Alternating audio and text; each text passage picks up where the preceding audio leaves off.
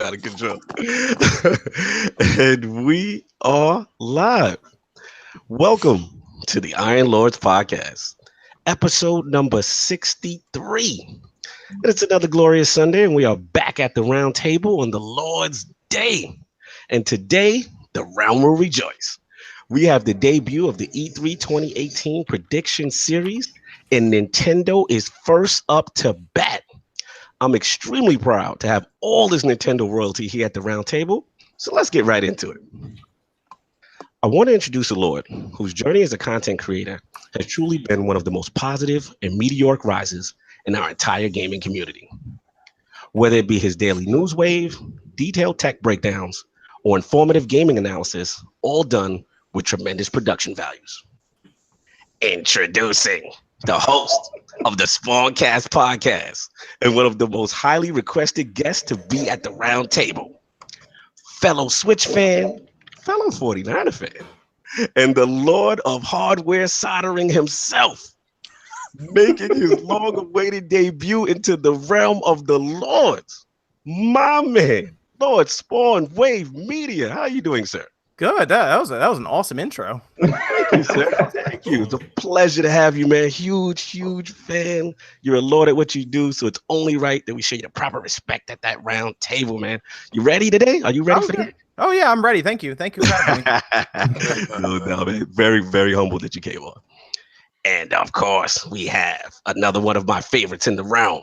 This young Lord is the originator of the movement. And along with Lord J-Main, helped coin and popularize one of the most popping Nintendo terminologies ever, the Switch Gang. Low-key, one of the funniest content creators in the game, amazing developer interviews, and always has his finger on the pulse of the culture. Introducing the creator and host of the Press Start podcast, live from the 6 and making his return to the realm of the Lords. Look alive, my man, Lord Press Start Kofi. How you doing, sir? Yeah, it's good to be here. It's glad to be back. Shout out to the Iron Lords podcast, shout out to SpawnWave. Yeah, man, I'm ready to talk these topics, man. That intro, man, I can't top that, man. That's something I can never top. Ready? That's my job. So, real quick, Lord Corey, before I go to the rest of the intro, as the originator of the Switch Gang, are we still allowed to call the Switch Gang? Are we retiring it? What's the new movement? No, you know, it's been a little bit quiet out here for the Switch Gang. You know, we kind of put the bottles away. You know, we ain't cracking heads no more. No more bottles to the head. Yeah, we chilling. You know, we just enjoying our games right now, so we chilling. Yo, shout out to the crew, Press Start Podcast, J-Main, Alex, Erica, the whole crew, no doubt. And of course, we have a Lord who is no stranger to the round table and who potentially is one of the greatest allies to the realm. Whether it be his thought-provoking versus series, hilarious vlogs, and some of the most unique holiday videos you will ever see on YouTube. That Florida one, that lollipop one was hilarious. Introducing the creator and host of the Potentially Perfect YouTube channel, the Lord of the Chatterbox, and one of the illest YouTubers you'll ever see grace the guitar, making his return to the realm of the Lords, my man, Lord Dolapo. How you doing, sir? I'm well, thank you. Very excited. Very ready. Excited. All right. Ooh. And of course, we got our boy Lord Nicktendo. He might be joining us in progress, so don't sleep. He might be coming. Got some things going on. But of course, we got the 4 horsemen of gaming. Those usual suspects at the round table, my co-host with the co-most, my brother from another mother, the difficult game conqueror, and the how of the young wolf, my man, Lord Addict. How you doing, sir? Pretty good. Wondering when that intro is going to get longer. You think they keep throwing stuff on top of it? Yeah, it's usually about every 5 or 10 episodes you put something else in that intro. So. Lord Addict with that energy today. I'm loving it. That's what's up. And, well, yesterday I was playing State of Decay, and I was getting so like, what's the word I'm looking for? I was legitimately getting sick from the motion blur. I had to go to bed. Like, wow. Yeah, you can't turn it off, too. Can't even turn it off. No, we'll get into it. And of course, we have our most technical gaming lord, the solo gamer who lives for the single player selfish experience, and also the Sostradamus. Mr. Offline Profile Illuminati himself, my man, Lord Sovereign. How you doing, sir? Oh, good, man. Great to be here. All this Nintendo love today. I know. I feel good. I feel like I got my squad against King of I know. I feel surrounded by. I ain't gonna lie. I was a little sick this morning when I woke up, and I was like, "You contemplated whether you're gonna be here." I ain't gonna lie. I was like, it is Nintendo. You're not gonna miss me today. He's like, I could miss this one. No doubt. Feeling good, sir. Feeling good. And of course, we got the incredible Hulk of this, aka the Excess Gamer. Ooh. The Lord of Combat Sports, who is a man of his convictions, demands nothing less than the premium experience, and is the Get Money Gamer. Ooh. Beloved Lord King, how you doing, sir? We're doing fantastic today. As y'all know from my tweets yesterday, Combat Sports was crazy. I'm not going to get into that today. So follow those Lord tweets Addict yesterday is mad happy right to now. understand that. Well, that's nice. I don't feel kind of disappointed now. Whoa. I want you. Well, Addict, I want you to turn your mic off. There's another thing that's in the community, and a good friend of mine, Tim Dog, we chop it up every once in a while, and he brought something to my attention, and it's been bothering me for a while, and I didn't know how to address it. We had a pillar in our community that I really didn't know personally, but a lot of people did know, and he was well loved in the community. A gaming addict, I believe, or addict. Xbox Addict. Yeah. He passed away, and what I've noticed is that we suffer in silence as gamers. We have different afflictions and stuff like that. Shout out to Zaire. Yes. I'm here with you in your struggle.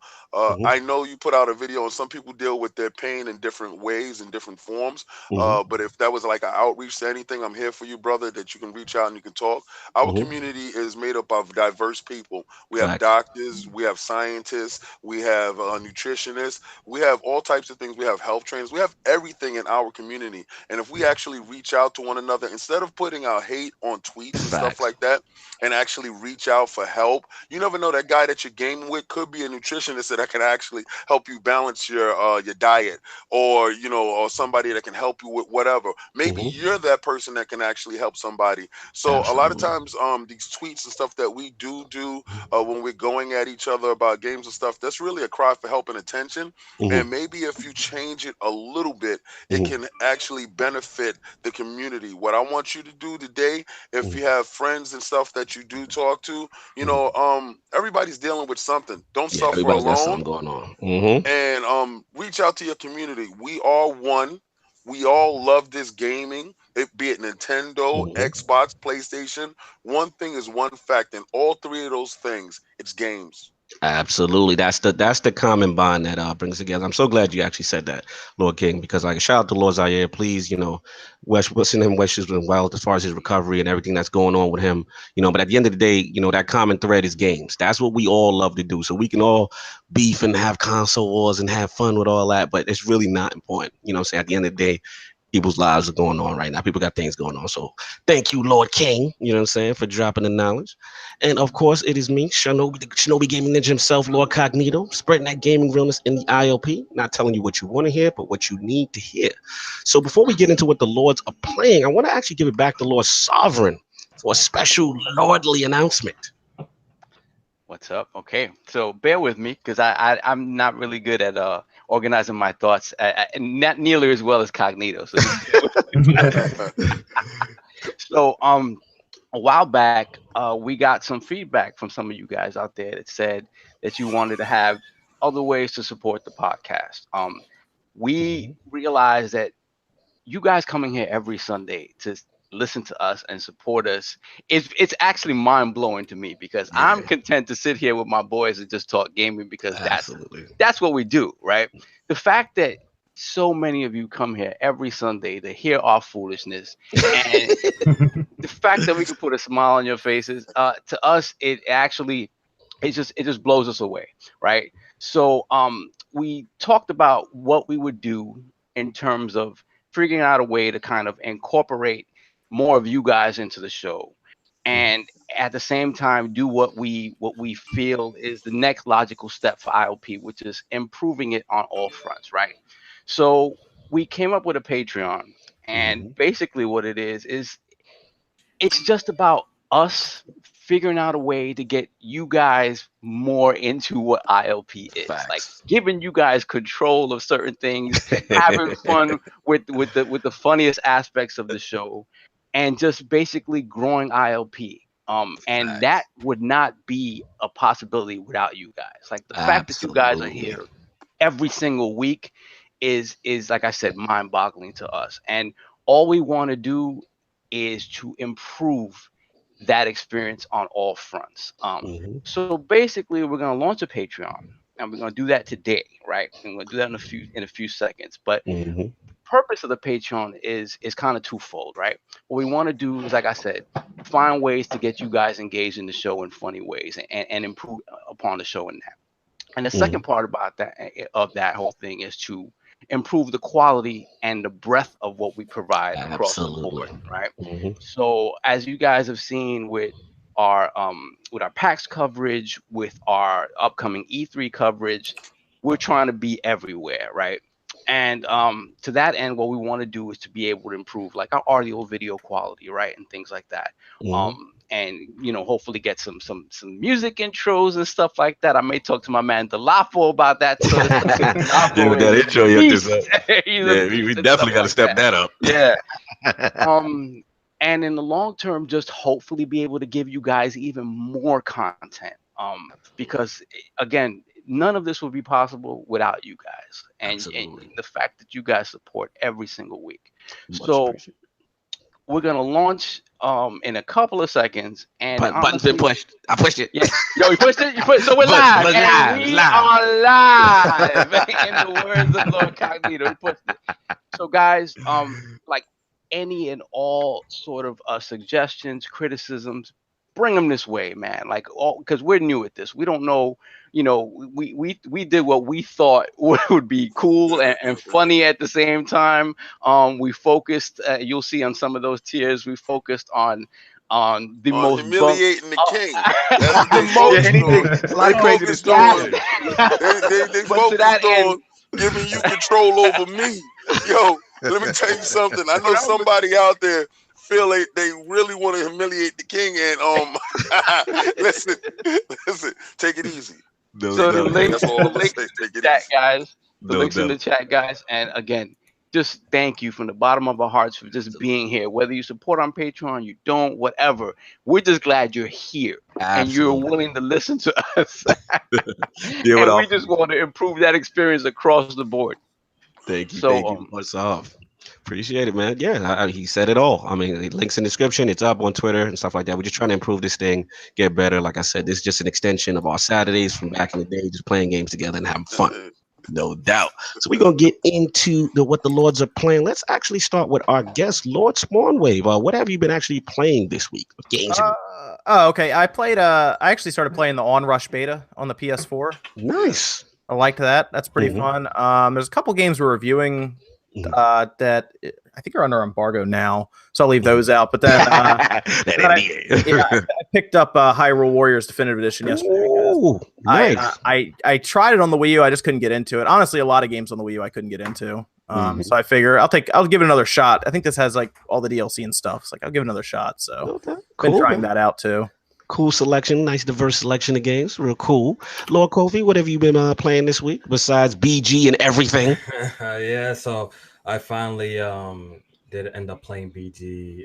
So I'm retiring certain games. Marvel vs. Capcom Infinite trash. That's installed. Madden 18. I'm sorry if y'all fans trash. That's already taken back to games. It's an American football thing, Kofi. Come on. It's an American thing. Yeah, I know. If you guys don't know already, I'm Canadian, so we play with sticks over your pod. Except parts. Yeah, so besides that, I've been playing Ni no Kuni 2. I'm really enjoying that. Halfway in chapter 4 right now. I'm gonna try and finish it this long weekend. If I can, I'm gonna try and binge it. I've been playing Donkey Kong Tropical Freeze. I also picked up Hyrule Warriors, but I don't think I'm gonna open it. I think I just bought it for collection purposes, though. Oh, you become like it's like you can become a collector now. Yo, that has become a very sad thing in our community, bro. I play a little bit of Street Fighter 5. What else? And that's pretty much it. All I've been playing of recently. So no doubt. And of course, Lord Dolapo, whatever you've been got a chance to play this week, man. Well, I was finally able to get like a dedicated tower PC because I used to have an all-in-one. RIP that. So now I'm actually able to play PC games. Like, thank God, Joe, all-in-one guy. Thank God. Now I can get on your show. Yeah, right. I've been able to play games, and recently, like, it's just so amazing. I don't know that I can go back, guys. It's a hassle though, like getting it all together. But once you get it all together, I'm telling you, it's there's nothing like it. And so I've been going back. There's this Kickstarter game, Wizard of Legend. That one's really cool. It was like a little 8-bit or 16-bit thing, but that was really cool. And then just I've been trying PUBG. As someone who started off in Fortnite, I can't do it. I'm just like, oh, they're shooting me. Where's my building? I can't build that. Makes you freak out. It's crazy. Yeah, that's been awesome. No doubt, man. That's what's up. Nice little games going on right there. Lord Addict, what's been going on with you, man? What you been playing? Well, I've been playing Final Fantasy VII, realizing how much Square Enix is gonna mess this game up. I've been playing State of Decay 2. Oh yeah, I forgot about that too. Nice. Everybody, and then I ain't gonna lie, I'm gonna take a minute to take a moment of silence to realize that Kingdom Hearts 3 wasn't an actual dream. It was actually real. Because now it's looking like this game isn't an April Fool's joke. Is it starting to sink in now? I honestly think it's coming out this year, like low-key. Okay. All right, no doubt. That's what's up. Lord Sovereign, what do you get a chance to play this week? Oh yeah, so after finally just getting through this Patreon stuff, I can sit down and play it. I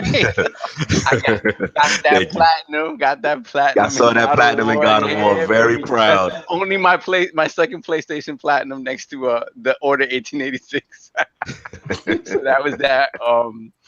I played some more Donkey Kong Country Tropical Freeze. That game is fantastic. Like every single stage is different. Like and they it was fantastic mechanics on the Wii U. I missed it there. I missed it there. Yeah, y'all some switched up guys, boy. Ooh, and on the Switch, I had to pick up, and Lord Cog will know about this. I picked up Baseball Stars. Wow, nice. Nice. Cognito knows. Like, if there were two things we did after school. When we were in like elementary and junior high school, we'd either go play Double Dragon we'd go to the Wiz. Nobody beats the Wiz. And back in the day. And we played Neo Geo until they kicked us out of the store. And the game they always had. Yeah, only Lord King could afford it back then. So Cognito made me buy that stupid game. Baseball Stars. It's fantastic. You need to try it. $250 for that cartridge. Oh my God. Yo, shout out real quick. Shout out to interrupt. Shout out to the chat already. Lord Spoonman, Jerry Tone. Thank you for the patronage already in the Patreon. Wow. Thank you guys. Thank you so much. Thank you so much. Continue, Sav. I'm sorry. Yeah, so that was it. I mean, it was just fun to play that again. Just good memories. Unlike the bad dudes. I like that. Lord King, man, what you been playing, man? Well, since Destiny has this great resurgence, I'm not gonna for like a whole 10 minutes. Yeah, well, that's for you. You know what was crazy about you, and I know this. I know you. You like my little sunlight, my little beam. See that little reflection, my solar flare. You my little solar flare. I like your solar flare. Yeah, you my little solar flare. Look at my little lens flare. You my little lens flare. You always in somebody's eyes when I'm talking. You my little lens flare. And I like that because I purposely don't talk when you're talking. Purposely, I don't want to give you that extra boost, but I feel that you want to be in my boost. So I feel, jump in my boost. Get in my boost. Look, I'm perfectly aware that like some of my shine got roll off on you. Both like, your little Deadpool feet in my boost. Get your little Deadpool feet in my boost. Get in here. Get in my boost. Come on. Anyway, like I was saying, before I was so rudely interrupted by my little solar flare. Look, you can't even pronounce right, much less come at me like that. That's nice, my little lens flare. That's nice. Anyway, my little lens flare. Check it out. Played Destiny 2, and a lot of dudes. I got a lot of tryhards on my squad, and these dudes is already like 367 light and stuff. I'm like, you got to really cut it out. I want to see what it's all about. I'm gonna test all the guns and stuff like that, and see each level. These dudes is really out there trying to burn through their DLC in like 5 minutes. A little crazy dudes. So I'm playing that. I'm playing PUBG, being yanked in every direction. Playing my God of War. Really good game. I'm still trying to push my way through it. And I fired up State of Decay 2. Shout out to the devs at State of Decay 2. Yes, sir. Shout out for the treatment that y'all did for us. I went out there and got the whole big package of it. So I was playing early before everybody else. My little quips about the game is going in and out of doors is a little wonky. And like y'all was saying, like the motion blur, that's a real thing. Yeah, they got to get shut that off. Shut it off. I have to play that game in like segments because I literally start to get sick. Like I don't know how. Yeah, and I'm not the kind of person to like. That usually affects you. Only time I've ever said the motion blur is a problem. It's weird. I mean, I completely forgot to mention I've been playing a lot of that too, and I'm just disappointed with the technical aspects of the game. Like the game proper, like all the systems and how they added stuff to it, like. That game is all about crisis management and having no chill. Like anytime you think you got your community right, 5 minutes later there's something wrong. That's so good. Good. It's fantastic in that regard. Like it just should run smoother. That's all. Like Kofi, man, I heard you groan, man. What was that state? Was that a State of Decay groan? Yeah, 8 hour. I think you returned them. I think you returned 1 and 2 just around the same amount of time. That's one game I did forget to mention that I was playing. I did put in 8 hours of State of Decay to give it a fair shot. Right, he put in 2 hours of State of Decay 2, and he spent the other 6 complaining. I tried to co-op with my boy Strat. Did you bring the blanket to the stream? No, not this time. I saved that one for the Sea of Thieves. That's for Sea of Thieves. Yo, when he brings that blanket out, oh man, so disrespectful. That was a pretty classic GIF that I can't even lie. It was. I think I got blocked by like 100 people from that. Anyways, for State of Decay, like I see a lot of potential in the game, but it's not even like the bugs that actually bugged me because, like one of y'all said, I did run into the problem with doors. It's really glitchy there. There's actually a couple doors that you have to go around. Like I literally had I was trying to go into a gate once. After about 2 seconds, I was like, I'm not about this life, and just climbed the wall beside it. Like, I also was playing, and I climbed something, and my person proceeded to levitate in the air. Wow! And it's funny, when a game is kind of messed up when it has a dedicated button for when you get stuck. You know what I mean? Like, that's crazy. It's not good, you got a dedicated button if you get trapped. So I use that. Also, there's a little bugs here. It's nothing like completely game breaking because. On the PC, it actually runs pretty good. Like it runs pretty good. My frame rates are high, but it's just the gameplay. It's not for me. The grind is a little too much. Like, gotcha. Absolutely crazy in it, and it just got repetitive after like 8 hours. I feel you. Did you play the first one at all, or you wasn't really? I gave it a chance because a lot of people have been telling me about it. I also heard these problems prior, saying that it's. The first one's very buggy, this, that. So when I heard about State of Decay 2, I wanted just to, play the first one a little bit. I wasn't playing it to beat it or anything like that. I just wanted to get a feel of it, what I'll be getting into for the second one, right? I think the problem with you chose to play it, like you got around to playing it in a time where like you shouldn't be playing that game. Jez in the chat, he said, "Who did that for you?" I'm out. Yo, yo, Jez, and what's the craziest part I was about to say, that he's able to jump on PC and come back to Xbox. Who did that for you? Oh, You know, Jez. You know, Jez. I'll feel y'all on State of K. I'll jump in real quick too. Yeah. I'm sorry, finish up Kofi, then I'll jump in. Yeah, but overall, like what really bothered me about the game is just the repetitiveness of the game. You know, the grind is a little too much, and the combat of the game is okay. Like, look, every game pretty much has you doing like the same thing over and over if you really think about it, right? Right. Yeah. It's just if what you're doing fun, you know, that's the question that you got to ask. They got to make games like this really solid when it comes to the gameplay department, like the gunplay and stuff like that. And I thought this one was it wasn't like terrible. It was just okay. So like after 8 hours, I thought I was done. I hit up Microsoft, asked for that refund, and they gave it to me. God bless Microsoft and the customer support, because they're honestly spectacular. I think they need to be commended, man. Oh, I always pull up to them, ask for a refund. You always pulling up for refunds? That's how he gets his They give me no trouble. They give me no trouble.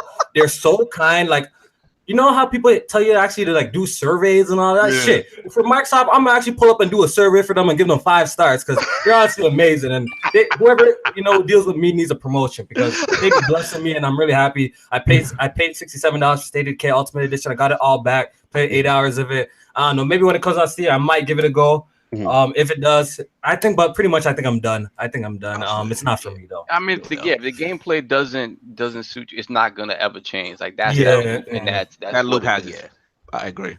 Yeah, jumping right quick and then I'll finish off to what we playing. Same thing. State of Decay. Shout out to what Dealer Gaming, Co Eastwood, Lord Sinister got a chance to test out the co-op. The actually surprised the tethering wasn't that bad. So I actually had fun with it. We did encounter some wonk and some jank. You know what I'm saying? He pulled up in his van and they parked it outside, and it looked like a pile of scrap parts on my screen. So I didn't know what was going on there, but you know what I'm saying? But at least the tethering wasn't the issue, so we still gonna mess that up. As far as the Switch, I actually picked up my first Banner Saga game.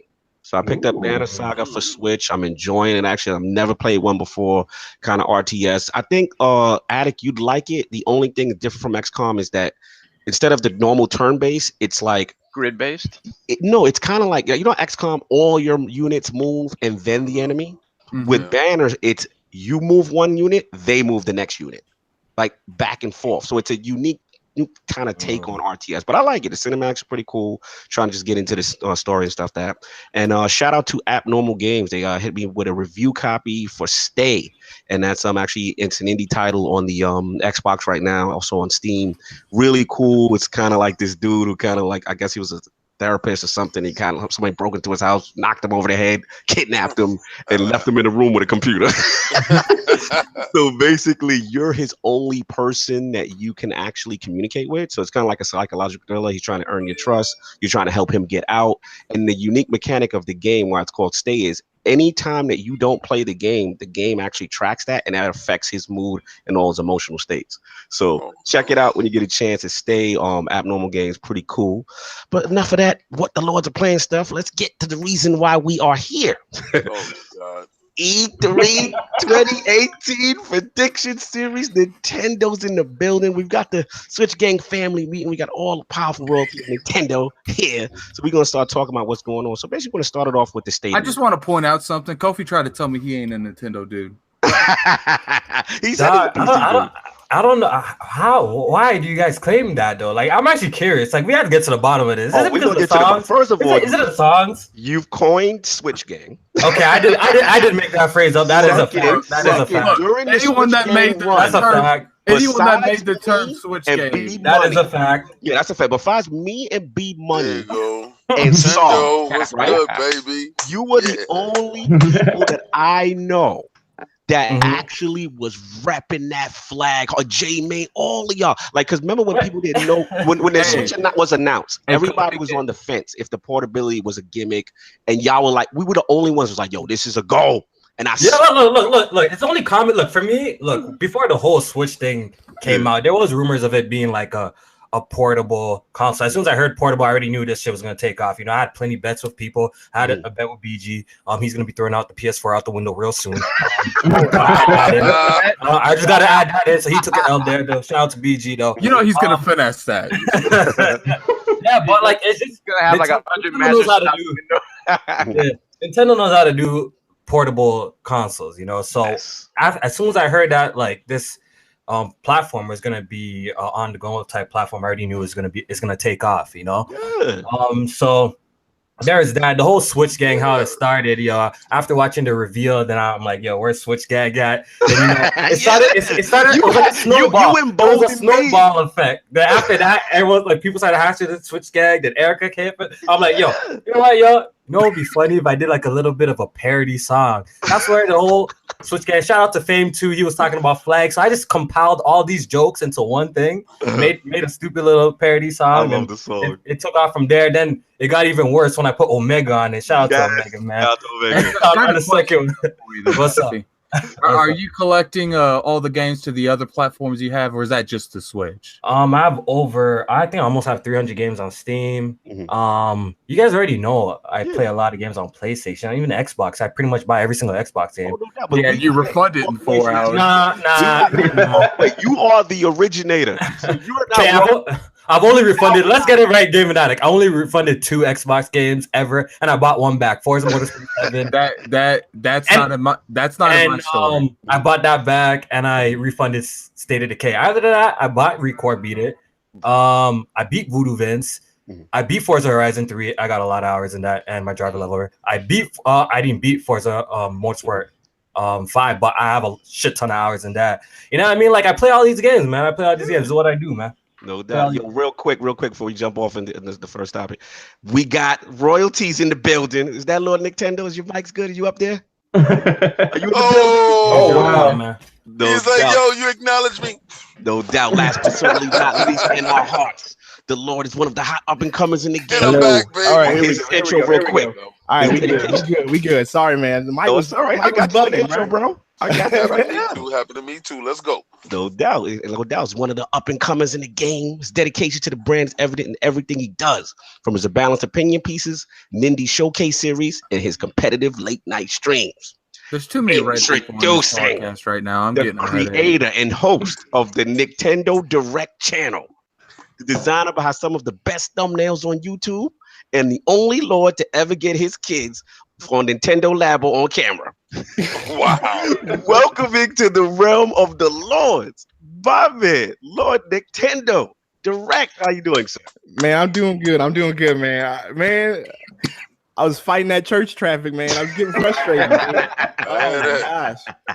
Thank you for making it, man. I appreciate it, man. So we're gonna get into it, man. We've been talking rambling long enough, but so basically what's been going on in the year Nintendo, obviously it's the state of Nintendo 2018. We've seen they've had a new president. You know, it's kind of from that younger Famicom days, new blood, and obviously we got the online infrastructure announcement and pricing and stuff like that. We also heard about Virtual Console being dead and a whole bunch of leaks and Fresh, shut up, King. Famous franchises being trademarked. So so basically, I want to start with let's start with Lord SpawnWave. Like, how do we feel about the Switch momentum coming into E3? Well, I mean, they started the year off okay, but it's been a lot of like Wii U ports, and that's fine for people who didn't have a Wii U, or people who just weren't a fan of the Wii U like me. But for everyone else, it seems like it's been kind of a slow start to the year for the system. But man, building up to E3, mostly because of Pokemon, that's all everyone wants to talk about is like, what is Nintendo going to do there? I mean, if you look at YouTube, it's like 80 million videos of Pokemon rumors, and people are talking about that in Smash. So they seem to have good momentum going into E3 just because Sony already told us pretty much everything they're going to show us, and it's a lot of stuff we've already seen. And Microsoft has struggled to get, I guess, a critically acclaimed game going in the last, I mean, how long has it been since the last critically acclaimed game? Forza Horizon 3. Yeah, I mean, I still... I don't like how Kofi remembered that. Continue, Spawn. Well, I mean, you know, it's very easy to have critically acclaimed games that you're pulling from the last console that nobody played.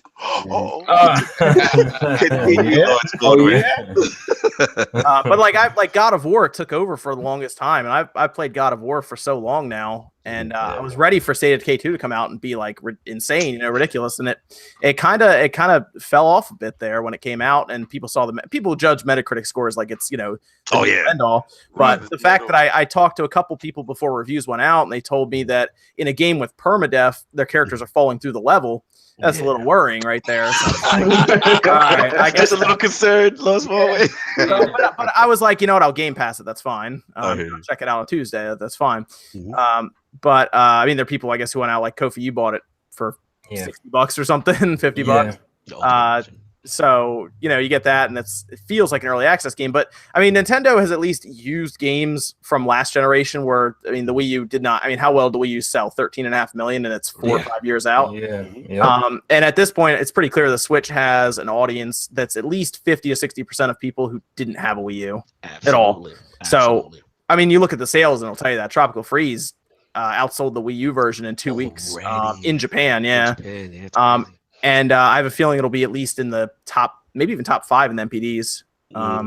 So, I mean, that's really telling you all you need to know there. But I do think we need to see some more stuff from them in terms of first party, but they definitely need some third party stuff. But their momentum is at least good going into E3. Good enough. Probably out of the 3, probably the best out of the 3 right now. Absolutely. That's a good point. Good point. Let's get Lord Dolapo in here, man. How do you feel about the state of Nintendo? I love watching King David react because I'm telling you, I've got something for you. Anyway. I'm gonna tell you right now, don't do it. Don't do it. But don't do it potentially. Don't do it. I think Nintendo. Whenever we always know that they always with the projections they always go under because they know exactly what they're gonna hit. The Switch, it's been no exception with that. All I know is that going into this, there's gonna be something. There's gonna be something. It's all about the discussion when it comes to E3. What people are talking about after, before. They've already got people's ears right now before E3. I'm telling you. There's gonna be something crazy out. I'm telling you. You feel something big. You feel something big. I feel like there's something. There's something there. Okay, I'm very excited. I'm very excited. Lord Kofi, I hear you bubbling. What you thinking about? The let's keep it a buck. Like this. Nintendo gonna have the baddest E3. This is 100%. Probably whatever, but it's look. It's set up for Nintendo for victory. Like I tweeted about this. Like Nintendo got the most surprises. That's just a fact. They got the most surprises under their belt. And right now, man, they already know Sony's gonna come out. They're gonna show Death Stranding. Obviously, it's gonna look fantastic. They're gonna show. I really actually not Addict. I feel you now, Addict. Like I really at first, Addict. And sorry to jump into your joint, Kofi, but Addict, I feel you right now. And if you would have left me in here alone with everything, I would have held a grudge against your ass for so long. Oh, I can't stand King is going through it with so let me guess it. The King hates Nintendo basically. Talk that talk, Kofi. Talk that talk. Sweetness that's going down, they just dripping sweetness. King hates Nintendo, right? He doesn't hate them. He loves them. He just doesn't like them mentioning the same breath as Xbox and Sony. That's real systems. That's too bad. He loves was real systems, but projectors are looking like the Switch is gonna lap the Xbox this year. So how about that? We got that smoke. Hey, whole generation. Never get numbers. Hey, Kofi, we got some bets too. We can do some bets too, Kofi. All right. Now you make you smuggle yourself with your blanket. You want to see some impressive sales numbers? Take a look at the media creates after Pokemon launches. We got smoke today. Watch when it's my turn. Watch when it's my turn. Finish your Kofi. Yeah, so like just looking at E3 this year, let's keep it 100. With Microsoft, they won't be popping until like 2021 or anything. That's crazy. They won't be popping. That's just facts. They're gonna come back. We're gonna see Forza Horizon expected. I'm pretty sure it's gonna blow up our minds. It's gonna be. I'm hearing rumors it's gonna be in Hong Kong or Tokyo or something like that. I'm all for that. So that's fantastic news for me. Guess what we're gonna see? We're gonna see Crackdown 3. That game's been looking this is the Xbox stuff, but I'm talking about the Nintendo stuff. I'm coming to that. We're gonna see Crackdown 3. It's gonna look spooky. You know what I mean? Crackdown 3. I'm very. You know what I mean? It's gonna look spooky. So I'm just trying to say, like, Microsoft, we're gonna see probably their great games because we see them acquiring studios and stuff like that later down the line. So this E3, my expectations for Microsoft is actually really low. I think they're gonna have very few surprises. They will have surprises, but very few, in my personal opinion. Sony, they already came out, announced what they're announcing, but Nintendo, I was back on Nintendo. I see where you're going. I mean, they already announced how Fire Emblem's coming out this year, 2018. They haven't shown anything of it. That's gonna be this year at E3. We have a Yoshi game that we barely seen anything of. Look at these people acting like they have press conferences and shit. They have. It doesn't matter if you have a press conference or not, bro. Look, E3 low key could be 30 minutes. All these executives come on stage, talk all of this nonsense. Yo, what do we really care about at the end of the day? We want to see the game. We want to see the games and trailers. I just want to see some trailers. You know, brainwash is redundant. Hold on, King. I got you. You know what I'm saying? So we got that. We already know Smash is coming. The heavily rumored Pokemon games coming. We hear something about Star Fox. So I feel like Nintendo's gonna have the. Are we gonna mention mention the rumored name for the Pokemon? Let's go. Say that. Wait, don't. Okay. I got that for you, Kofi. Okay. On the next topic. Don't go there just yet. But basically, you feel that the momentum is just so. Yeah, it's very. I feel like you know what Sony's gonna do, and you feel that low key a lot of people are gonna be disappointed from Microsoft based on what we've heard so far, what we know so far. So is that where you're going? Yeah, pretty much. Yeah, no doubt. Let me get Lord Nicktendo. You just jumped in. Well, the stage is set for Nintendo at this point. Like everybody's been saying, the stage is set. I mean, it's theirs for the taking. Honestly. Oh my god. I mean, seriously, bro. I mean, what have we heard from the other two though? That's what I want to hear from King and They're over there signing and stuff. I want to hear what they expect from Microsoft. I'm just saying the stage is set. We have all these rumors, we have all these games lined up, and what do we got from the other two? That's all I'm trying to say. The stage is set for Nintendo to take. It's just easy for the pickings too. That's all I say. All right, we're gonna get King and Addict up next to this solve a book walking. I gotta hear this. Yeah, let's go. Let's go. I gotta hear this. Let's go. Addict. Which one of y'all up? Who wants to go first? Hey, Addict. Okay, thank you. Oh, it's ready. It's on right now. So. All this brainwash stuff that y'all doing, y'all not brainwashing nobody else out here. Check it out. There's no hate. Actually, I was gonna bring my Switch down here. I was gonna bring all my Amiibos. I got a whole Amiibo squad. I got all that stuff. That's Amiibo squad. He's a Amiibo squad. Let me explain a couple of things. The fact that your Amiibo game is low this year, that means that you're really hanging on by a thread from last year with all those Wii U games. So now that y'all sliding into 2018 with all the old games, you're like, yo, it's new again. We shining up turds. Oh, get this new turd. Get the new turd. Yo, y'all get what was told. Masterful Adventures is coming back now. That's the new game. What is that, right? That Toad game. Yeah, can I ask one question before we continue? Where do you primarily play? I'm guessing Xbox though, right? Yes, of course. Of course. I ain't played with you yet, right? So yeah, it's on Xbox. Hello. All right. So you got to understand that being from. I love the way y'all spin things. You guys are spin masters. Man, I got the I'm about to kill this man, bro. Listen, Kofi. You know what he's trying to do, right? You know what he's trying to do. This is classic King. Kofi, this is just for you, Kofi. This is just for you. How's that internet dope?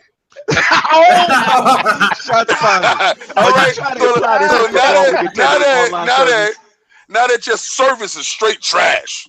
We know it. They told you it was straight trash. I knew it was straight trash last year, right? Before he even announced it, I said it's going to be straight trash. Then y'all was like, nah, it's not. It's going to be. Who said nah, yo? I think that shit's going to be trash. No, I was cognito, bro. I was. Yeah, me and Nicktendo, we were very hopeful. We were trying to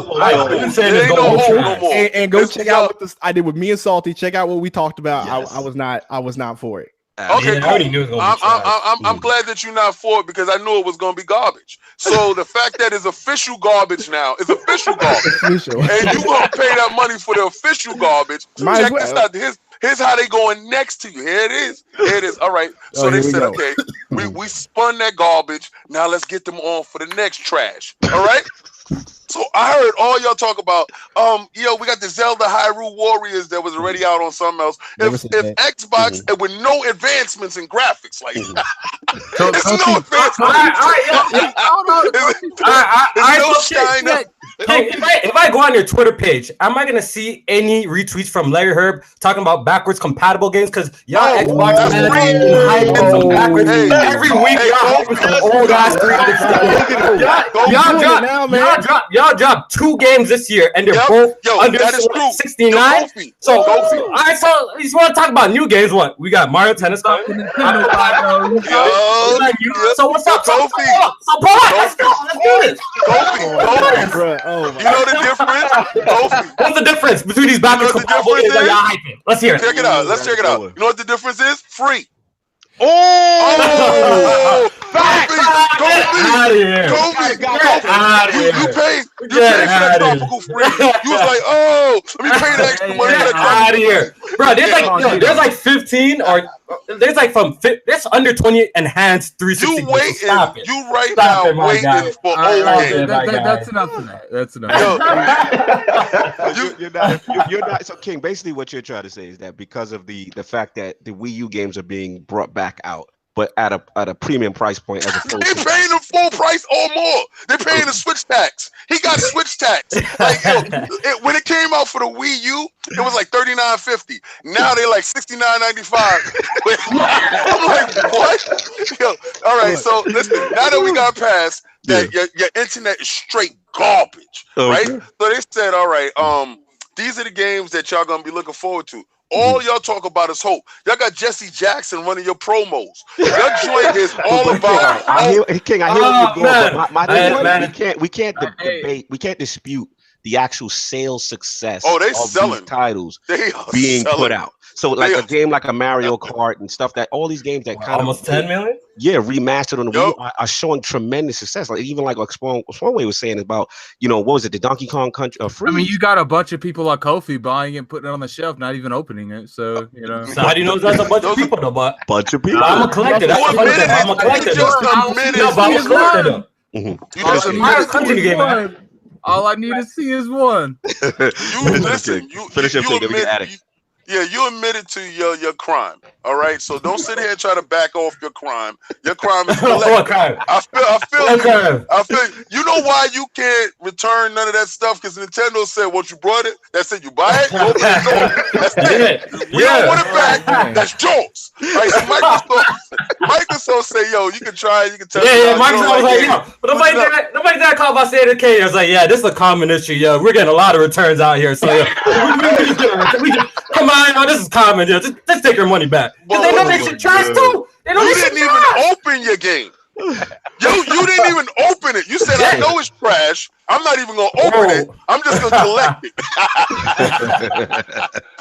So that's what you got on the state of Nintendo. No, I like Nintendo. I like what's gonna come forward for the stuff. But all that junk aside, all that my fanboyism with Microsoft aside, what I'm looking forward to is I really want a real Pokemon game, like a Pokemon Go type of game with my Switch that can actually take my Switch outside and go. We're gonna get into that. We're gonna get it. Save that part. All right, say that part.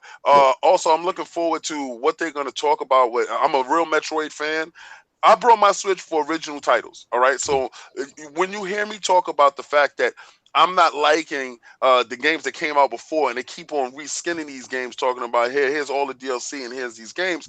It's not making me go out and purchase. It's not exciting for you because you were a guy. Let's give the context right for SpawnWave and everybody. Like King was a Wii U supporter. Like he went hard. So at the end of the day, I can understand his perspective. Yeah. For me, you know what I'm saying? I didn't buy the Wii U. So all these titles are new titles to me. You know what I'm saying? So I understand for him, he's like, this is not exciting me, even though they're having tremendous sales success. It's just that you're waiting for the titles, so to speak, like what new and original titles, so to speak, like for you. That's all my take on it is I brought mine for new and unique experience. Now you might catch me in a labo. You might catch me with the dream. You know what? We should have made that a Patreon. Yeah, we should put that the funny thing, Nick, Nintendo Spawn, check this out. At this point, how long is I hear the jokes, the ports, and I agree. Definitely, if you had a Wii U, a lot of these games are repeats for you. You know what I'm saying? But how long is this gonna last? Like, come on. There's like at least 4 more games that's worth for them, and that's it. So all the jokes. get them in while you can. You know what I'm saying? Get those done while you can. It's actually really funny. They're gonna get them while you can because there's at least only 4 more good games on the Wii U now. There's like 4 more than it's done. They're gonna report them and then they're gonna start porting GameCube and don't act like it's not about that. Would you really be mad about GameCube games though? I got one more thing, King? I got one more thing. Yeah, King, and finish your last point. And then I got one more thing. I told you they was gonna nickel and dime you. They were not giving you the virtual console. I told you it wasn't gonna happen. You did predict and it didn't happen because y'all, I hear every last one of you guys, and y'all willing to take it any way Nintendo's trying to give it to you. And so how though? Where? Problem. Because of the finesse with the virtual console not being there, and the fact that they're putting them on the eShop and basically making us pay for them, kind of in a remastered fashion. Yeah. So that's how I know King ain't paying attention, or I know he followed me on Twitter. I've been very vocal about how I think Switch's online is very trash. I'm pretty sure Gaming Addict could attest to this. You probably have seen me say this a million times. The way that they're implementing voice chat, I'm not going to phone app. Y'all can sit there and pretend like y'all can pretend like I haven't said anything like that. Exactly. I don't. Exactly. Okay. All right. You can pretend like I haven't said all that. He does. You can pretend it. You can pretend it. I've been on their neck for the lack of absolutely.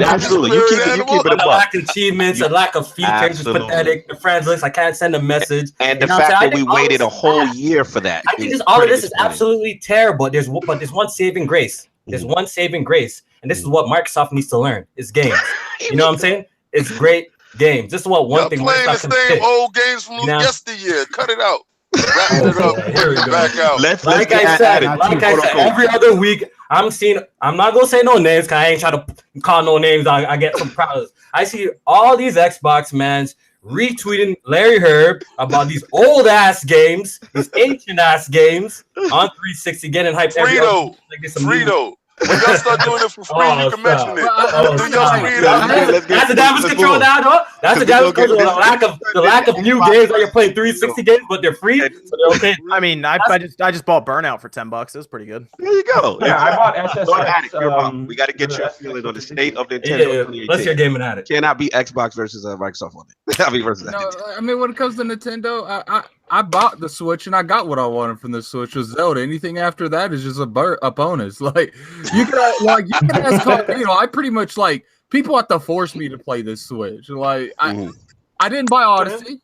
I'm not. You shouldn't be forced to play anything you don't like, dog. Yeah, if you don't like it, you don't like it. We're still talking about them. I will play the new Super Smash Brothers. I will play the Pokemon game. But at the end of the day, and I messed with some Mario games. I didn't. Odyssey didn't really give me that appeal that I thought it would, because I was a big fan of Mario 64, but for some reason I just was not messing with that game. Okay, fair enough. I beat Zelda before most people in this panel beat Zelda. Yes, you know what I mean? I beat Zelda in 3 days. Oh, here we go. No.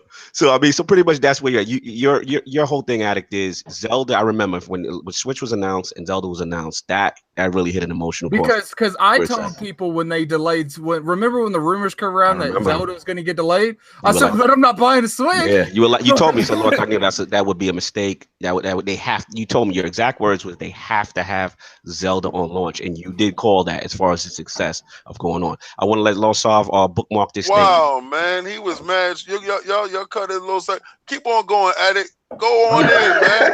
Hey, Addict, man. Go on in, man. Take them gloves off, Addict. Get them. Oh, there's no gloves going off. Regardless, first off, when it comes to the whole Xbox thing, we don't know what anyone's announcing. I've been told to expect bare minimum. Let's not make this the Xbox. We're not. I'm just going on what everyone else has been arguing in the podcast. At the end of the day, no one knows what anything's going to announce. Okay. Everyone keeps their cards close to their chest, but Sony this year for some reason. Right. No, fair enough. Okay. Kofi, tell me what that. Nah, but how many? Look, at this point, I know my relationship with. Listen. At this point, No, at this point, look, how many Microsoft times? How many times are going to be like, yo, wait till E3? You know, at this point, we said this shit a million times. This is not the Microsoft. Wait till E3. Wait till E3. No, because like they're gaming Addict anything. You know what I mean? Okay. Let's just, you know what I'm saying? I'm just responding to that. But how many times we giving them the? No, I'm just saying. How many times you giving them the benefit of the doubt? So that's what I'm saying about that. So I don't know why you're expecting Microsoft to do something. No, I literally just said no one knows what they're doing, and now you. We'll return to this. Kofi with that smoke today. He's hyped. Yeah, I'm glad. I'm gonna get y'all on Press Start Podcast. Yeah, I'm gonna make sure King and Gaming Addict is there, yo. I'm gonna be right there because I'm a chimney. I love that. Press Start Podcast and ILO Podcast pull up. That's for sure. There's a lot of hope for Microsoft fans going or Xbox fans going to Microsoft's E3. So yeah, I'm absolutely terrified to see Crackdown. I really want it to be. I'm really worried it's going to be bad. I know. It can't look worse than anything on that Switch. Oh my God! Anything on in any state that game look like, y'all can't do 60 frames. Y'all can't do move nothing. on. We're not. Y'all struggling right now to get the 720. I like King David. King David's lit. I like King David. I'm worried about Crackdown actually functioning at like a base level. I'm actually worried about y'all getting to 1080p. I'm actually worried about y'all getting past resolution gate. Y'all still at the door. Y'all talk about resolution, but when your games, but when your games be looking like N64 games, then who cares? Yeah, but the craziest part about it is y'all can't smell 4K. Y'all don't even know what that is. Lord Sovereign, you are up. Lord Sovereign, you are up. The state of 2018. Then we'll move on to the next talking point. Nah, this is about to get lit. Listen, y'all got 4K Pong. I got my X and my Pro and my I got my 1080 Ti, so I'm chilling. Listen, like they're doing exactly what we said they were gonna do. Nobody out here believed that they were gonna have the start to this year that they had to last year. Right? You don't have Zelda, you don't have Mario in the pipeline. You have to big up these other titles that are coming down the pipeline, and they made it clear that the biggest ones are not coming until after E3, end of the year. So we're not seeing Smashes until end of the year. So I mean, they're right where I expected them to be in terms of, like, I agree with Kofi when it comes to like biggest surprises at E3. I think they're poised to do that because you got to remember, like, let's look at the Walmart leak, right? Most of the leak stuff is mostly PlayStation stuff and Xbox stuff. Anything that got mentioned for Nintendo is stuff that we knew is in the pipeline already. They've always been the best at keeping stuff close to the vest. Facts.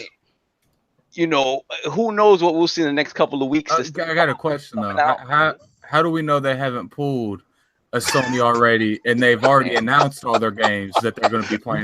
We don't know. So I guess we'll wait and see. Even if they have, with Smash.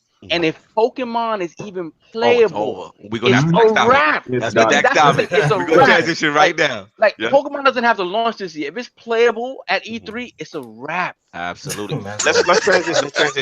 All right. So obviously we know that there's been there's heavy rumors right now about 2 Pokemon Let's Go titles, like the Eevee and the Pikachu. If it's like Pokemon Go, I'll pass. Well, that's what the rumors are, and it's supposed to be actually full remakes of Pokemon Yellow and heavily integrated with the current Pokemon Go, which may, the one that not the AR one. But so again, the rumors that at the end of May, we're getting close to the end of May. So I want to get Lord SpawnWave actually and potentially Perfect in it, as far as like, what do we feel about these rumors and the impact that these titles go? So let's start with Lord SpawnWave. What do you feel about these Pokemon Go rumors?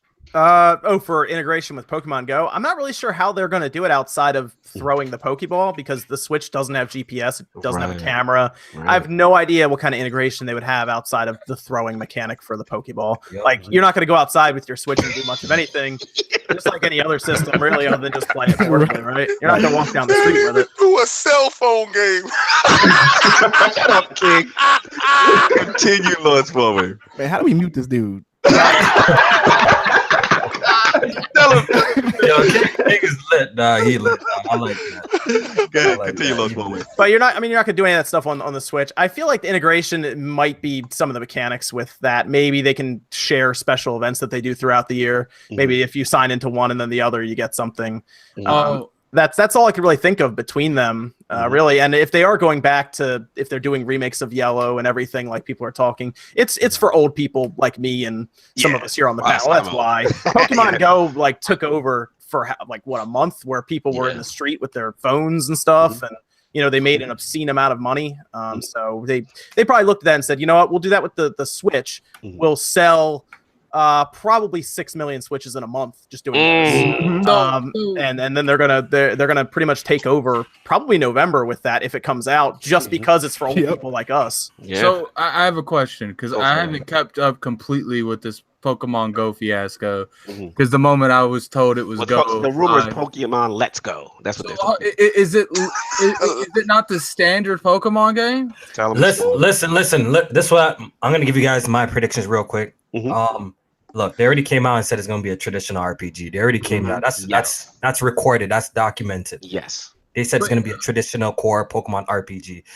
The whole people are freaking out because they said catching. There's a little line in the leak says, or the rumor, catching Pokemon will be like in Go. You know what I mean? So that got people absolutely freaking out. And it does sound spooky, but like SpawnWave says, the Switch doesn't have a camera. It doesn't have GPS. It's not going to do none of that AR stuff. I think the integration is, if you have played a Pokemon game before, after you weaken a Pokemon after a battle or whatever, you paralyze them, you put them to sleep or whatever. I think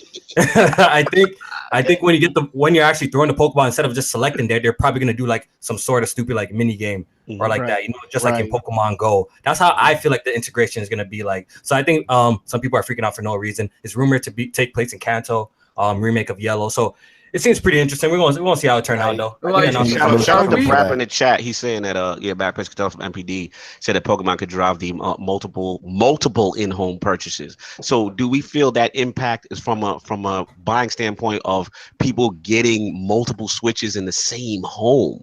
Will Pokemon have that kind of impact? I want to bring it back to SpawnWave for a second, because he was jumping in on this point. Do you think they would have that kind of impact? Yeah. When I was I used to work at several retail stores, and I would sell one family 4 3DSs or 4 2DSs, and I would sell, I'm not kidding, 8 copies of Pokemon. Wow. They would seriously drop like $600-700. You buy 2 versions. You buy both versions. Yeah, that's you guys gotta educate me. Like, I'm completely new to Pokemon, so this is gonna be something to do. Do you ever pay attention to any of the Pokemon sales like prior to this, like with 3D and everything? They're ridiculous. It's ridiculous. We're talking like 15 million by like January or February for both together. Damn, I think that's outsold Gears of War. Damn, jeez. Pokemon, Kofi, would you stop? Y'all now. Pokemon outside. Got y'all.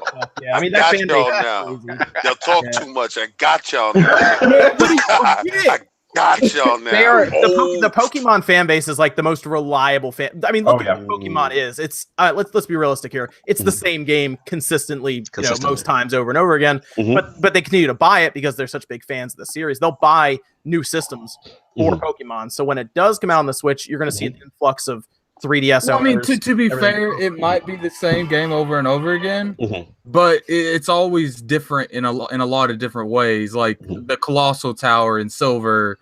I mean, they always put stuff. I mean, remember in Johto, Silver and Gold, they were literally just going to have Johto as a region.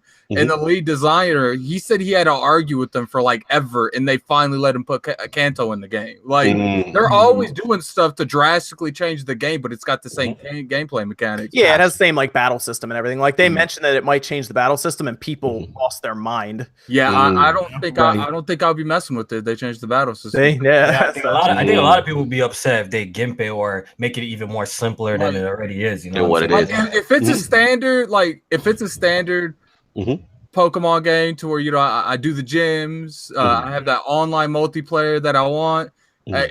I'm cool with that. But if it's anything like Pokemon, oh my God, shut up, King.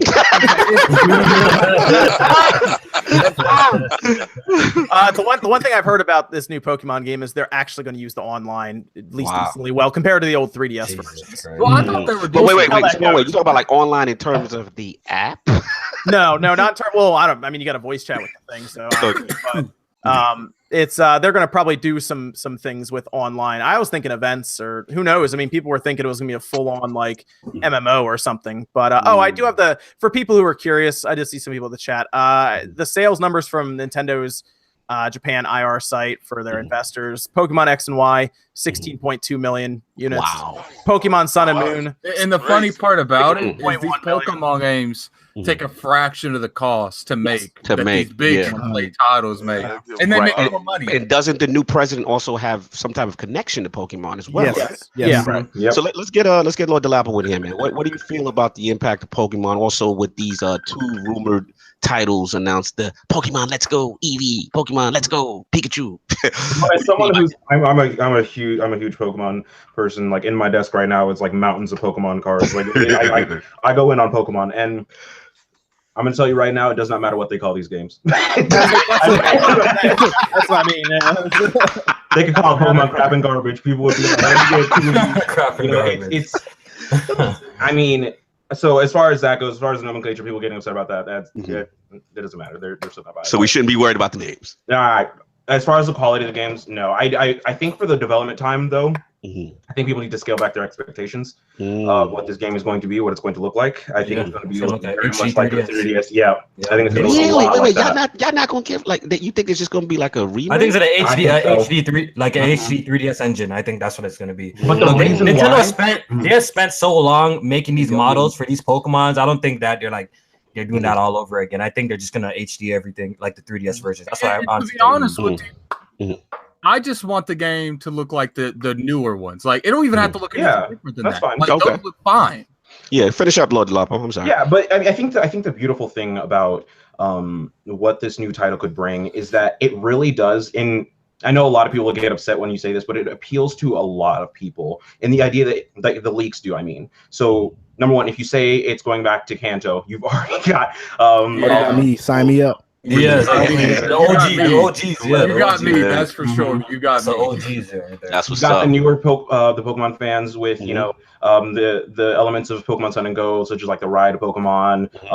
If you're not part of the Pokemon fan base, you really won't realize like how important those were and how big a deal those actually were. This is new for me. Because of things like HMs and that kind of thing. So it really does have a broad appeal, and the fact that it's Eevee and Pikachu in the leak, people love Eevee. people go crazy for the Eevee evolution. When we have when this game comes out, we're gonna have to have some Iron Lords face each other. And I've never played a Pokemon game, so this will literally be my first experience. So I'm just educated with them now. I played every Pokemon game, but the last one. We're talking like 100 to 200 hours in every one of them. Do you guys want to know why they're having this Pokemon Go integration? If you look at the revenue that Pokemon Go has made, it makes really a lot of sense from their perspective. Pokemon Go in its first 3 months, $600 million in revenue. Wow, that's insane. Dang. Lord Nicktendo, man, what do you feel? Pokemon, what's going on? Look, this has been the first Pokemon. This will be the first Pokemon that I played in a long time. I think the last one I played was on the Game Boy Advance. I can't remember which one it was. So it's been a long time since I played. So like he said, the rumors that they're going back to Kanto, like that really hit home with me. So that's what really has me jumping on. I'm just like, man, I get to go back to how it used to be when I was a kid. And so, I mean, as far as the whole Pokemon Go integration, like I gotta agree with Kofi. I don't think it's going to be anything too crazy other than they're just going to utilize the motion controls to throw the Pokeballs or things like that. I don't think it's gonna be anything too crazy. As far as the title, I'm pretty sure they're just banking off the success of Pokemon Go. Like if you hear Let's Go and you hear Pokemon Go, it's a sensation. So they're just banking off that. That's what I think about it, honestly. But yeah, I'm not too worried about it. The game's going to do well, and I'm pretty sure if it goes back to Kanto, I'll be in. I'm all in already. No doubt. LordSov and Lord King will wrap this thing. Yeah, I mean, it'll be my first experience too. Like I was a little too old to really get into the Pokemon by the time it. Why are you guys even excited about this damn game? I'm confused. Because okay, this is what you guys get them solved. Got a bunch of old timers in here getting excited. Exactly. They never played. Get them solved. Because it's Nintendo. This is what the system did. This is what this system did for me. This is what your ass does not understand. You and King. Apparently not, because he didn't play any of it. It doesn't matter. So why? So you're mad that I want to play it now? Why you mad? I'm just saying that why you don't. you mad? Tell him why you mad. Tell him why I'm just saying. How does it How not you make gonna sense? sit here and be like, "Yo, Pokemon's coming at E3. You ain't played a Pokemon game. Shut up." So what's the plan for the first time? Like me, we're not allowed. Right, they're not allowed to be excited. We're not allowed to play it. Then why didn't you play like the 30 installs of the game? Because I didn't want to play them. I want to play it now. Okay, then there you go. Because honestly, the real talk is because the Switch is actually appealing to us. Exactly. Because it's portable. Guess what? The 3DS was too. Yeah, but I had a 3DS. But we don't like those. I had a 3DS and I did not. It's gonna be the same graphics. I didn't have a 3DS. So you might as well go and get a 3DS and get your game on. We like it on Switch. We good. Continue. But I'm gonna get into that next. Yeah. Same way. I had a 3. That's the thing, though. You can't argue with me on that because I was there day one on all of this. All of this. Tell him how you feel, Saul. B Money said, "Tell him how you feel, Saul." NES, SNES, the old nasty looking 3DS, old nasty DS. You had a 3DS and you never played Pokemon. I just don't get it. I don't get how you hype something up you've never played. I'm not hyping it up. What I'm saying is it's gonna run slipshod to everybody. I'm not hyping it up. I want to play it. I want to see what it is because it's on the Switch. I'm not hyping it up like all this the greatest thing. Keyword there. It's on the Switch. Right. So what is the problem with that? Ridiculous. You're saying you guys are ridiculous. Why is that a There's been 30 installs. You're saying it like it's an indefensible argument. Like I'm saying something that can't be defended. It's a Pokemon, and because it's on the Switch, now you want to mess with it. Yes, that's why the 6 is I don't understand why that's. Yeah, how is that? I think it's the build up to like the first home console version of Pokemon has been going on for 15 Thank years you. now. Educate him. That's pretty much why. Why is he mad that we wasn't there when he was there day one? He's mad we jumping in now. You rip a hole in the Switch every single chance you get, and the moment we say we want to play something that you kind of like, you lose it. You have to lose it. No, it's ridiculous. How's it ridiculous? It's ridiculous. It is so. You have no argument. You have no logic. You have no. How is it? How is there no logic to I want to play this game agree now? To disagree. Let's continue. How is there no logic to I want to play this agree game to disagree. We have to agree to disagree. So you're not allowed to purchase it when it comes. No, out. that's there it. you go. There you go. So continue, sir. What's up, Rick? You in the chat? But now, seriously, about the impact of it, Lord Saul, like I said, it's a wrap. It's a wrap. If that game comes out this year, the game that you never played, gotcha. It's gonna be a wrap. My God. Hey, that's so funny. Like, I want to know what this stuff is wrapping up. I cannot wait to go next. All right, let me put this down. All right, so all the information that I've gathered from all of you individuals that eloquently put it on a plate for me to smash it and throw it on the floor. I brought my son every last one of those Pokemons, and actually I played a couple of Pokemons. My best Pokemon was on the GameCube. I had so much fun with it. I'm not gonna lie. Now, what you explained to me was the super shortcomings with the Switch system. Apart from resolution, apart from internet, apart from chat, apart from camera. So you're telling me the best ideal place to play Pokemon Go, if it is a Pokemon Go title, will be on the 3DS because it has the gyro, it has the camera, it has the location, it has everything. I don't want to play a Pokemon Go game, man. Like I feel you. The rumors are not. It's Pokemon. It's not a Pokemon. It's a traditional RPG. And the reason why it's a traditional RPG is because you can't do it right on a Go format, which was my remember initially my ignorance to the matter of the limitations of the system has been shown. Because my stupid ass was saying, "Oh man, I can't wait to play Pokemon Go on the Switch." Could you imagine me outside in the street? So the fact that SpawnWave just so eloquently served this up to me and just said, "Yo, it can't do it." So you hoping and wishing for that aspect to ever happen? No, it's never going to happen. Except for a Pokemon game. No, I don't think nobody wants that though. I don't think I want a Pokemon game on the Switch so I can experience it. No. I hear what you're talking about. But my thing is, okay, so I have to wait for the next iteration to get exactly what I want from it. Gotcha. Now, it's playing as far as playing. I just want to know why you want a Pokemon. Wait, he wants a Pokemon. Oh, wait, time out. Wait, time out. Okay. I do play Pokemon games. But I stepped away from it, and I like Pokemon tournaments, like those games, like Pokken. Stadium? I like that. That was actually fun for me. But the Pokemon. So you like the thing I hate when I see announced? Gotcha. Yeah, that's what the thing that you hate is the thing that I like.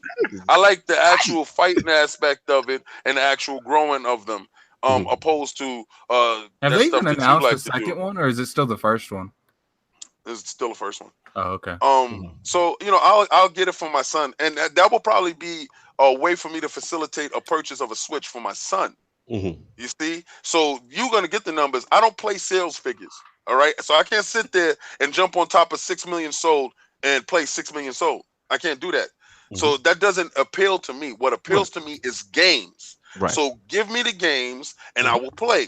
So I don't care how much you sell in a month. Are you interested in this format of it being the traditional? For my son. Okay, for my son. Yeah, that's for me. Give me Pokken 2, and I'll be interested. No doubt. No, I'm with it, man. I hear what you guys are saying. That was like the biggest thing I would sell to is like a family, like a dad and their son would play Pokemon. So it was actually pretty cool to see that because they would all buy it and they play together. So I could see you're right. You'll see multiple Switch units sell, and then families will play together. That's a good thing. In this house, bro. Yeah, he's already know your kids. I got 3 kids. All of them play the Switch. I'm gonna have to get extra ones just to play it myself. Yeah, so I'll kibosh it, man. I mean, you pretty much like we hear these rumors. They seem pretty legit, as far as this actually coming out and coming into fruition. Hopefully, we hear more by the end of May or at the Direct itself.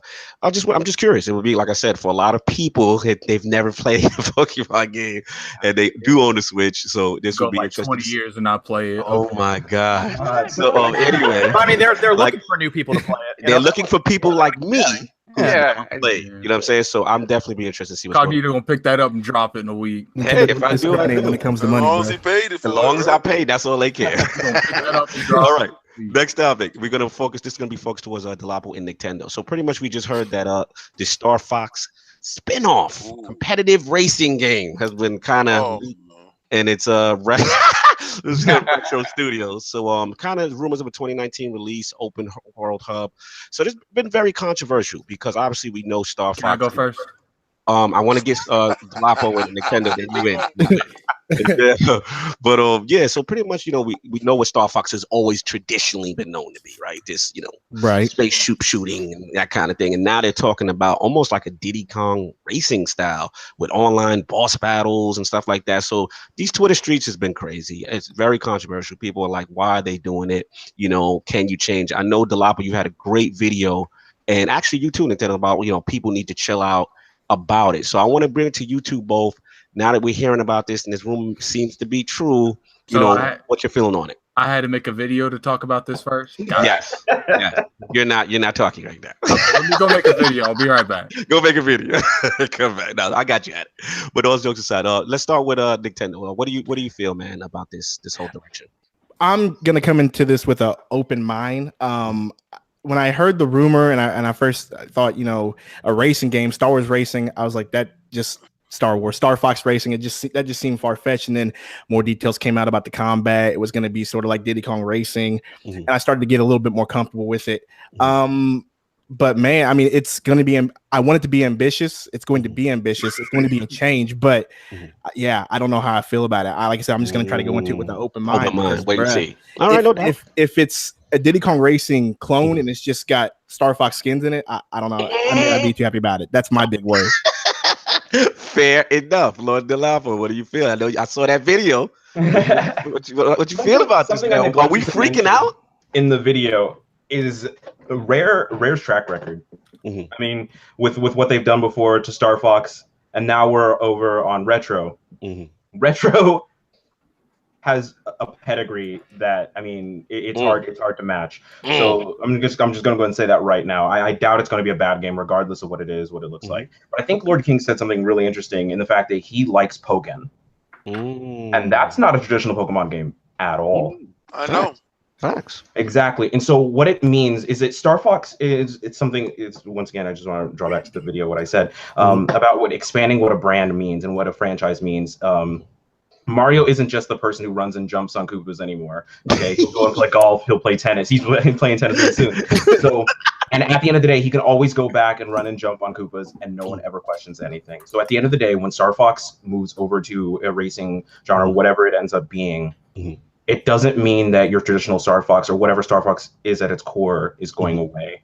It just means they're just going to be able to market it to more people, and more people are going to be able to enjoy it. And hell, you never know. If somebody's like, hey, I really like the Star Fox Grand Prix game. Ooh, what is the Star Fox 64 game? You know what I mean? They might go back and check it out. You never know what. Just opening it up to new. So pretty much you have full confidence in Retro. I absolutely. Metroid Prime ended up being my favorite game on the GameCube, and there were a lot of good games on the GameCube, but that ended up being my favorite game. I bought it again, like trilogy again on the Wii U. I bought the trilogy on the Wii. Actually, I bought it every time it came out. If it comes out again, I'm buying it again because Retro does something magical with franchises, and I am telling you, they are gamers at heart. They love what they do. They're artists. Facts. They are artists. All right, Lord Addict, since you couldn't wait to get in here, and then Kofi. Oh, now he's asleep. No, I'm here. I'm gonna buy this. What? Wow! I thought you was gonna come in hating. Wow. Now, did anyone? Am I the only one that played the last Star Fox? Something needed to happen. They didn't even make another one. Oh my god! Wait, you didn't like running around your room with that big tablet? like people sitting here, like, you know, I like Blandrew. I've always said Blandrew makes great content. It's like, if you look at his last video, he made a good point. Like, there's not all you replace. You let's be real here. An actual racing Star Fox and what we get now as Star Fox isn't too much of a stretch. Like, now it's not at all. Like, and people who say it isn't, like, if it's like Diddy Kong Racing, there were bosses in Diddy Kong Racing. That's what they said. The rumor is that they're actually going to be online boss battles.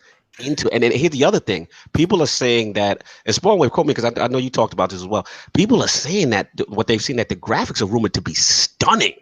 Like, I think that has a lot to do with the art style. Retro, if you look at Retro's games, they tend to get a lot out of very little when it comes to art. I think it has to do with their art style. Like Metroid Prime, if you go back and look at that game, it looks like a 360 game on the GameCube, and it runs at 60 frames per second. Facts. So yeah, that definitely gives me confidence in that. But I'm surprised, Addict. I thought you would not be feeling. Usually, you don't do well with direction changes. Like when God of War came out, you was initially a little hesitant. You know what I'm saying? So all right, okay. See, but like at the end of the day, it's like I said, did anyone else play that other Star Fox? it was bad. Lord Sov and then Lord Kofi as well. What about the one that the smaller add-on, Star Fox? It wasn't the main game. It was the other one that people said that they liked. It came with it. I forgot what the heck it's called. I don't know. You guys. Look, for me, Star Fox 64 was great game, short game. To see it in the racing genre, and have it, I have confidence in Retro. I agree with Dolapo that Retro touches everything they touch turns to gold.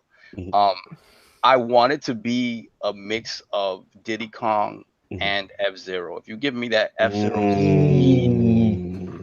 I'm in. Because otherwise, it needs to really differentiate itself. Because otherwise, my thinking is like, why not just make a couple of Star Fox levels in Mario Kart or something like that? And expand Mario Kart like that. So it has to really differentiate itself.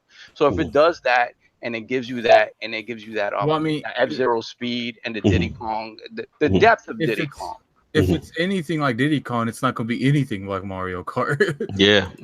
Right. And to me, that's what it needs to be for it to really be viable. Again, to take it into a different direction, I think it needs it. I think. Okay. Yeah, because that genre is kind of slumping, so to speak. I could have just made a Diddy Kong Racing, to be honest with you. I would take Diddy Kong too. I would definitely take that. No doubt. Kofi, man, what do you feel? Are you nervous? You got confidence in Retro, man? when I first heard it, Star Fox Racing, my mind went to like ill, like right away. You know what I mean? Like, that was my very, very, very first thought. My very first reaction. I'm like, oh, what is this bullshit? You know, Star Fox Racing again. Like at first, then I clicked the link to continue reading about the rumor. Then I read that it's gonna be style like Diddy Kong Racing is gonna have an adventure mode with boss fights. And anyone who played Diddy Kong Racing the dinosaur up the mountain and shit, you know what I'm saying? That's just classic. That's right. Racing the clock. What's the name? The clock's name, man. Shit. But y'all know what I'm talking. If y'all play Diddy Kong Racing, so and then I thought about the possibilities of what this game potentially could be. Then it kind of clicked with me, and I'm like, yo, this might actually work. You know, Star Fox got the characters, to do it. Also, they said the gameplay would be like F-Zero. So that's pretty cool too. I also read a rumor somewhere around that there'll be combat. So maybe while you're racing, it's kind of like an action racing game. Like you shoot too. So that would be pretty awesome. I want to see it. Now I'm intrigued. I want to see it. I want to see how it turns out. If it look trash, it's trash. You know what I'm saying? But it's funny. Let me jump in because what you just said actually struck a chord with me too. Because at first, like you said, my actually raw emotions were exactly your raw emotions, Kofi. And it was just like, what are they doing? Like, why would they do that? You know what I'm saying? And then it's like, then I started, I said, okay, let me listen. And I know Retro's pedigree. And I'm like, okay, cool. And then when I heard the online boss battles, I'm like, okay, all right. And then the thing that I'm hoping is, I'm a wipeout kind of guy. So I'm thinking if they even have some resemblance to that and that competitive combat and like almost like a wipeout style race as well, and you throw some like online battles, I could get kind of hyped for that, man. I ain't gonna lie. So I mean, it definitely. I want to see. I'm being open minded to it. I want to give them a shot, but ultimately at the end of the day, the only thing I was worried at first when I had the negative reaction, I was like, well, they already got Mario Kart. Why would you try to compete in that same space? You know what I'm saying? Kind of thing. That was you, Nicktendo? Yeah, that was how I was too. I was like, why do we need a racing game? You already have Mario Kart. Until I started getting details of the rumors of the combat and the online boss battles. And that's why I became more open-minded to it. Yeah. So I'm willing to see, the direction change. And like you said, I think what it is it's one of those Nintendo franchises that ultimately, it just hasn't done commercially what the others have done, right? We're going to get a Pinkman Racing. Yeah. I'm gonna let you bookmark this thing. Hold on. Let me put down my Switch 1.0. Oh my god. that future price tablet away, man. Get him away. The thing is, don't disrespect your Genesis. This is where you come from. This is your DNA. All right. So all you gotta do is just remove the sides. That's what they gave you. They gave you exactly the same exact thing that you're playing right now with detachable handles. Oh my god. But I'm psyched for it because it's new. I purchased the system for new stuff, so don't reskin me something and shine it up and tell me this is the same old new old that you're gonna get. I don't want that. I want new. So when they said boss battles, they said we racing, we're doing this. Oh, you taking it there? I'm taking it there too. I'm a purchase. But what I've heard from you guys, and I like it because it's different. It's in this sense, right? Nintendo guys have a pedigree, right? We have a backing, and we can fall back, like potentially said. Retro is artists. They never did him dirty. In that game, so he purchased it any way he can get it, right, all the way through. So when you have that loyal fan base that said we love your game to this extent, you got carte blanche and hope that it will work out, right? So you won't get a negative reaction. And I'm only saying this to talk to whatever Microsoft execs is watching this, right? When you build a great game and great franchises, that carries over. Consistency leads to longevity. Longevity leads to financial wealth, right? So they aren't consistent. That's where the flux comes from. So being inconsistent allows Microsoft to falter. Like y'all said, y'all don't know what the hell they're going to do. Nintendo told you, we might have this, we might have that, but y'all hopeful. It's set, like you said, it's set up for them to win. This game is a perfect analogy to the fact that you guys know that the game is coming. They told you the synopsis of the game, and you're hopeful that the game will work out. Where you have a couple of few that said it's going to work out regardless because it's retro. Nintendo's built that wealth inside their stock, so you guys can take stock in that. And I feel it. I'm buying the game anyway because it's new. No doubt. So, King, I'm actually surprised this topic. Everyone's pretty much in agreement. I did not. I thought this topic was going to be mad smoke because I thought people would be, emotional. Good, SpawnWave. I'm sorry. Continue, SpawnWave. Oh yeah. No, I mean, I'll say something that probably annoy some people, but honestly, if you look back in history, gamers' hot takes are some of the worst in entertainment. Yes, ever. I was just about to say that. And I could give you a ton of examples. Everybody on the panel now seems to at least like Metroid Prime or says it's a good game. In 2001, when the GameCube came out, and there were a lot of rumors online. I've been online for a long time. I was looking up codes on game winners back in the late 90s. Talk that talk, so here comes the studio called Retro Studios. Metroid, which was a 2D side-scrolling Metroidvania essentially back then, and it's going to be first person. Everyone hated it. It comes out, everyone loves it, and now it's it's a franchise that people can't wait for. You come up to God of War, people were freaking out because there's no jump button. It's probably the game of the generation according to a lot of people. Absolutely. Look about Resident Evil 4. People did the same thing, and it's considered one of the best Resident Evils. Yep. And we have to give Nintendo credit. They tend to be. I won't go that far. Oh my God. They tend to do things that you would scratch your head and say, okay, why would they do that? And just kind of reimagine stuff. They're more ballsy in that respect, as far as the creativity aspect, whereas the others tend to kind of stay a little bit more in their lane. So it'll be interesting to see. But now let's get to the hottest part of this whole thing, what we here for. You know what I'm saying? I thought the whole topic we were here for. What have I been here for? The real reason we're here for. So these predictions. So here we go. The mic drop segment. Now I want to bring this to the Lord's round table here. Are we going to do a bend the knee on this? Or? We're going to do a bend the knee on this one. So Lord Key's losing. Gotcha. This will be a bend the knee segment. There goes my solar flare. So pretty much, I want to get everyone's take.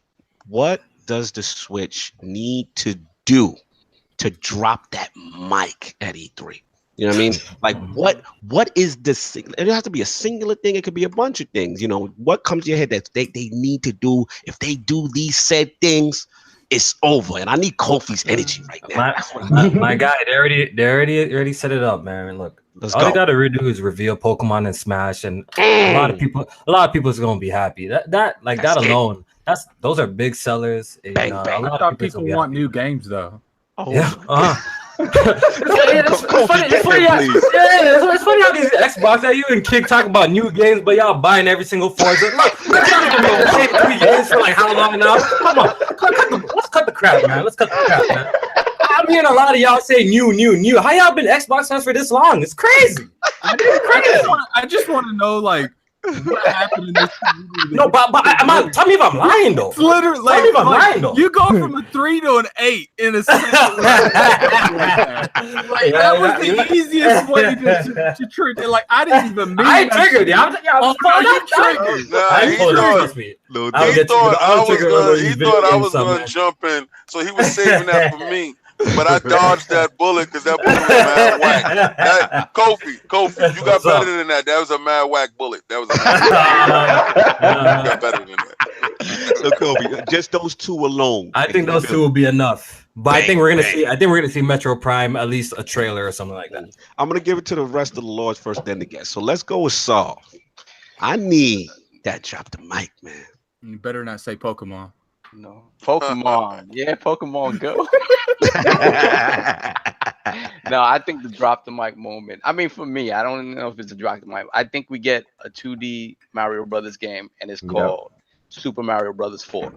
Oh, no, it's called Super Mario Wii. The Wii U, the last one, reskinned. That's what it's called. But it's called the last one that y'all didn't play. I think most people. I mean, I had the Wii U at launch, and it was a great game. But I think a lot of people were not happy. They're not happy with the art style with the new Super Mario Brothers series. So I think, like, to appease that, It's been so long. Imagine adding a 2D, 2-player or whatever regular Mario, a classic Mario game that says Super Mario Brothers 4. Like, that would be, to me, I think the nostalgia just would run rampant, and that would be like, I think it would be huge. It would sell even better than Odyssey. Yeah. Probably, there we go, playing sales. I don't know if it's a $60 game, but I'm not getting stock options off of this stuff. Lord King, I need next. What actually would entertain you that would you be like, wow? Anything new. Yo, listen. You know, Kofi, I love the way that you was like, yo, you're a Microsoft fan or whatever. I'm a Microsoft fan, and this is the real thing. I'm a Microsoft fan because we have real internet. All right. So listen, Kofi, I do. That's how you shoot a gun. That's how you shoot a gun. I kill a dog. I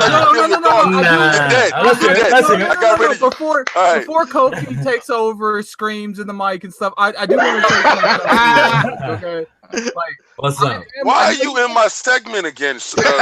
Look,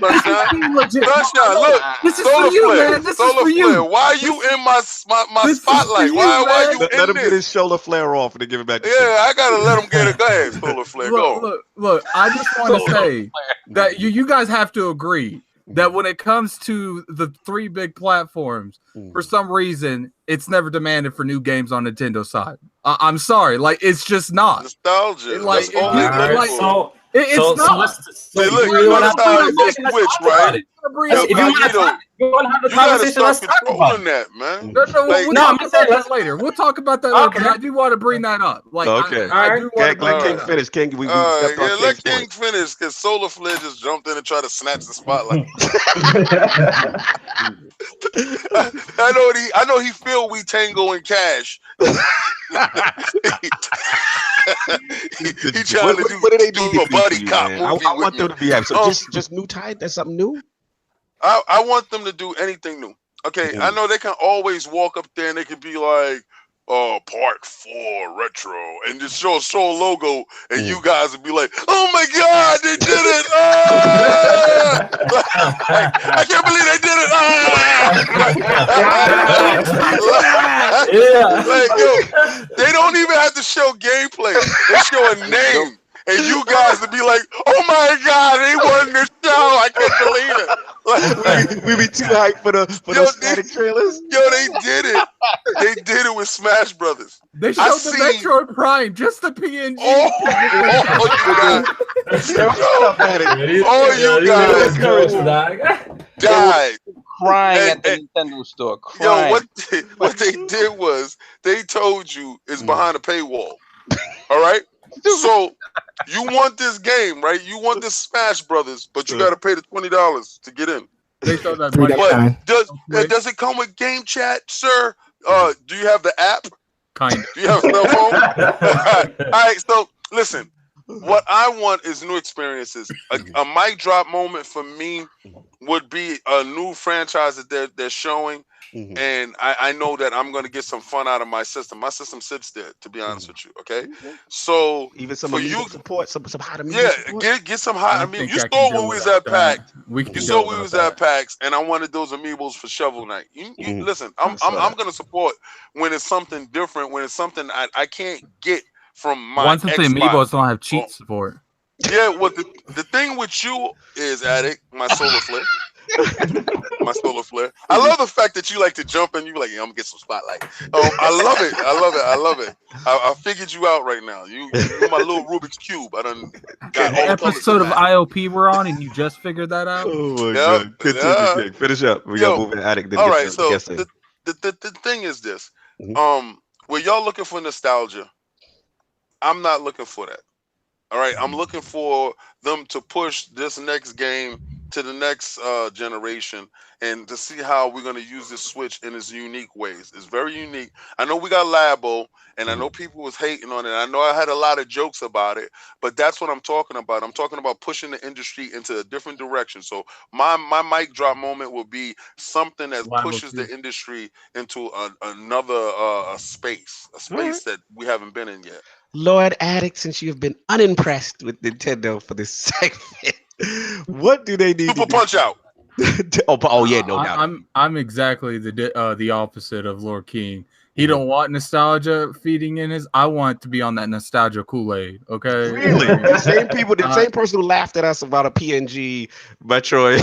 Oh no, Really? We were discussing showing someone, but not necessarily the game itself. Like, look, I have a PS4, an Xbox One, and a PC capable of playing shit. Okay, I can play anything I want. But why I bought a Switch for they games? I don't like games like Splatoon. I don't care about. Like, I just don't like the majority of the games they make don't interest me. So what would interest you? What would they do? That Pokemon that's not that Pokemon Go bullshit. Language. It's whatever. Then they need to start making Pokemon Go. And they give me that. They give me that Mario Party, whatever number they are. Okay, all right. And they give me that Super Smash Brothers and actually put new characters in it, which I'm pretty sure they will. You know how they do that. I'm cool. So the nostalgia thing is really not an issue. Like, you actually like it.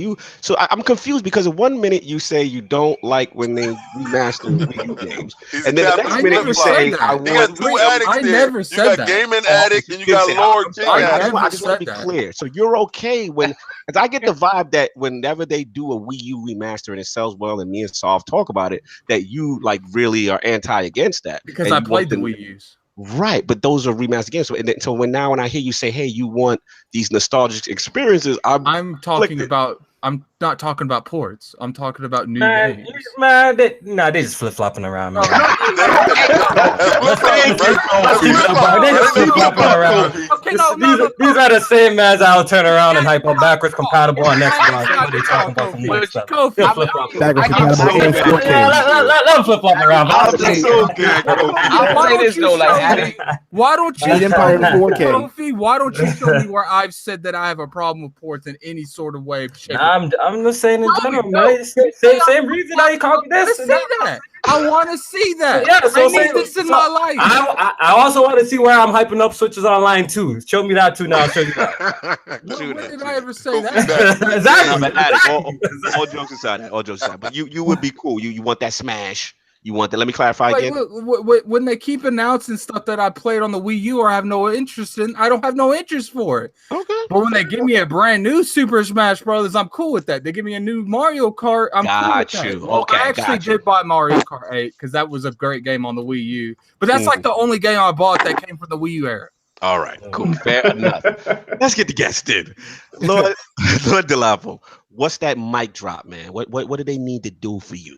So I'm gonna try not to piggyback on other people here, but so I'm gonna go with, I'm just gonna title it "Third Parties You Didn't Think Could Run on the Switch." So I'm talking like, because they didn't announce, Call of Duty. Boom, Call of Duty. What kind of Call of Duty? The first one? But not the new Battle Royale one, right? Not the new Battle Royale one. You're not doing that. You know that, right?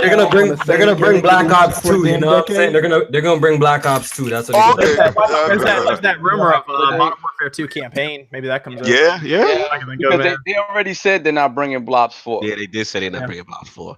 Yeah, I saw that on SpawnWave last night. So I'm sorry, the nobody wanted. No, I mean, like, anyway, we've been surprised by what they can get on the Switch before, but Bethesda's been really good about that. Just showing us, hey, you guys, like, it's still early in the console's lifetime, so we know that games tend to get better and they look better and things run better as it goes on. And I'm still surprised every time they announce something like that. The second they said Wolfenstein, I was like, no way. Yeah, I thought they'd blow up. Switch's like biggest proponents, and I was like, no way. But people are, people are playing it. And they're like, hey, it runs. It's good. So I'm really excited. Listen. You got it. I knew King was going to. I'm not jumping on it because it jumps on itself. The fact that I had all these opportunities to play it before, and I waited to play it on the Switch. And you just played yourself. Oh my god! But you know what? Weren't you the one telling people to go buy that game? Oh. Not me. No, not you. Not. I thought it was Addict. I was about to say. Yeah, it was Addict. Continue. Addict. When did Addict say this? Not Addict W. I don't tell people to buy shit on the Switch. No, it's probably Anchorman. No, not on the Switch to buy Wolfenstein. Yeah, it was Anchorman. It was Anchorman. Oh yeah, Okay. That's I'm not the the biggest anti-Wolfenstein gamer on this podcast. Either way, definitely it doesn't wasn't matter. me. There's an audience for it, and there are people who are waiting. The same thing with Crash Bandicoot. There are people who waited to get it on that system, and the fact that we're going to experience it all, because it doesn't make it a bad game, that it didn't sell well. I think it's time to sell well on the Switch. No doubt. All right, so that's cool. Lord Nicktendo, what do you need, man? Mic drop. I mean, I don't really need too much because I mean, all these rumors is just too much. I expect the mic drop to be Pokemon. I expect them to announce that not to be the mic drop. What I would like to see is these rumors about Fortnite. I want to see if that's a possibility. You stole mine. I want to see if Fortnite that's a possibility. These rumors of Fallout. I want to see if that's a possibility. And that's really it. Also, this whole Punch-Out rumor, that's one I'm also looking forward to. But I think the whole mic drop's gonna be Pokemon. I mean, we all know how they do the directs. They start out with whatever, and then they have some big surprise at the end of the direct. So that's gonna be the mic drop moment. But I'm wanting to see if this Fortnite rumor is a possibility in the Fallout. That's what I'm looking forward to. No doubt. Lord SpawnWave, let you anchor this thing. What do you need? That mic drop moment.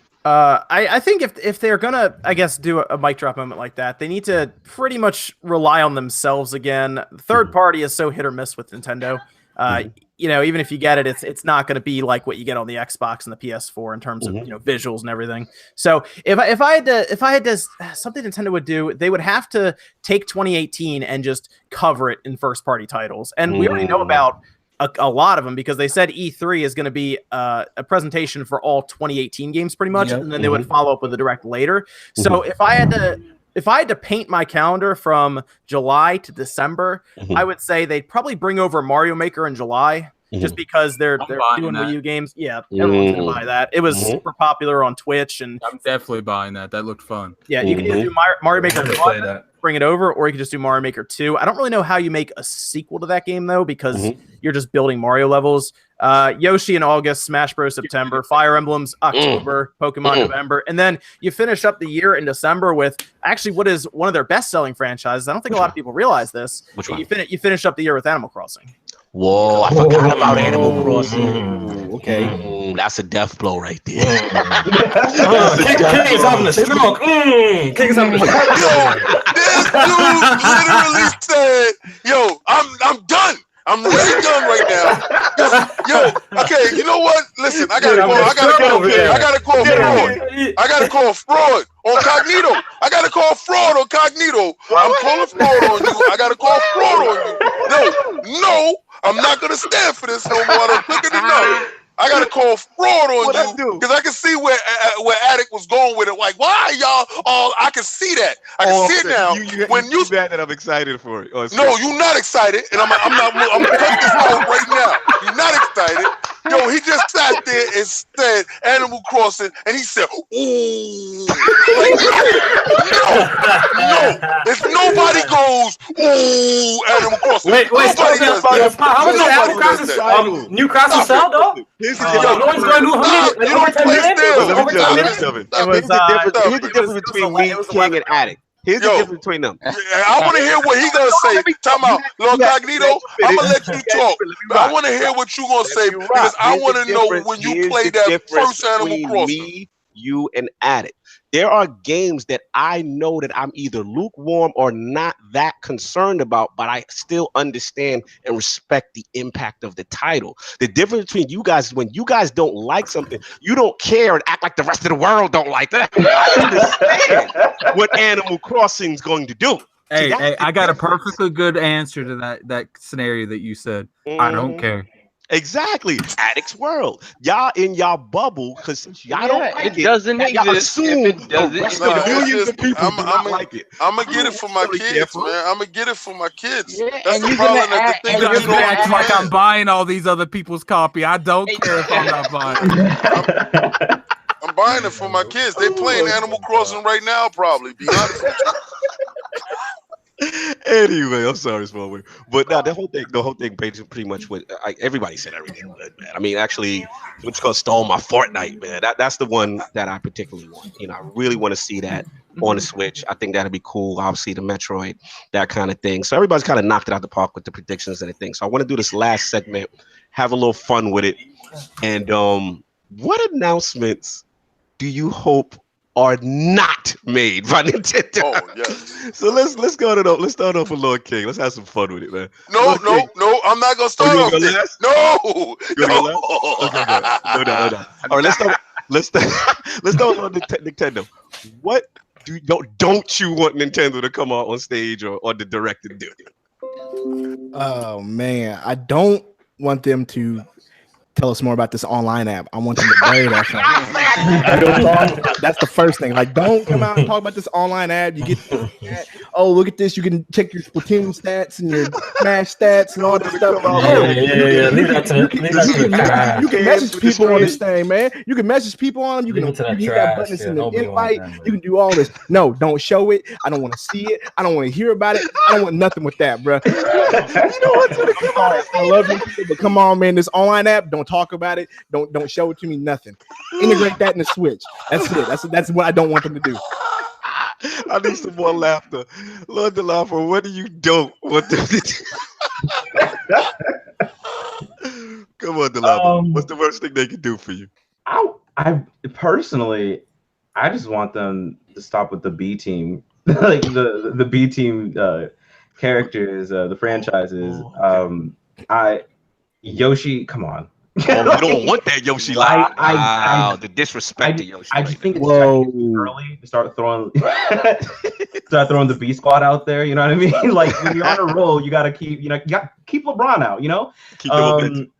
So it's that kind of thing. They're really slowing. It seems like they're slowing down a little bit. But I know it's not completely true, but it seems like they're giving off the air that they're not putting their A game out there right now because they're trying to buy time or something. But gotcha.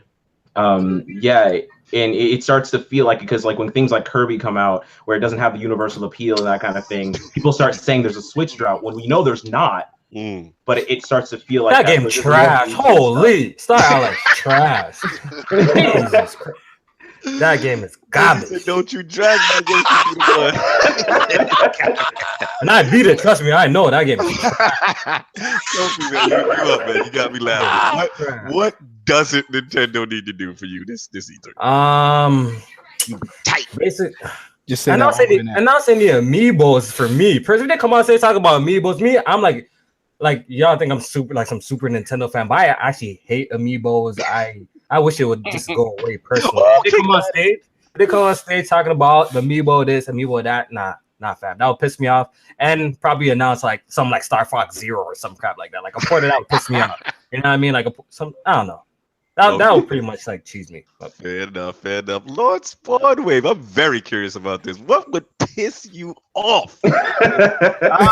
I guess anything with heavy motion controls. I'm not really interested in any of that. I guess if they keep putting this spotlight on like the 3DS, I understand why they do it. I was going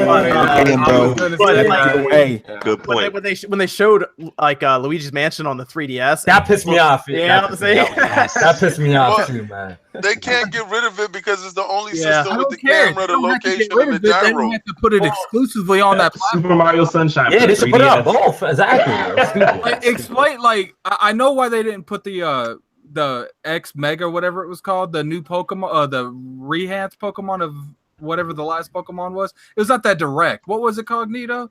It was like, oh yeah, I know you're talking about. Forgetting off. Ultra Sun, Ultra Moon. Yeah. They kind of like hinted that was coming out for the Switch too, and then afterwards they declared, no, it's coming out for just 3DS. I know why they didn't do that, because I feel like they want the first installment of that Pokemon to be, have a lot more impact. But I'm like, dude, I don't care. Like, I want that. I don't want to wait a year and a half for this. I want that.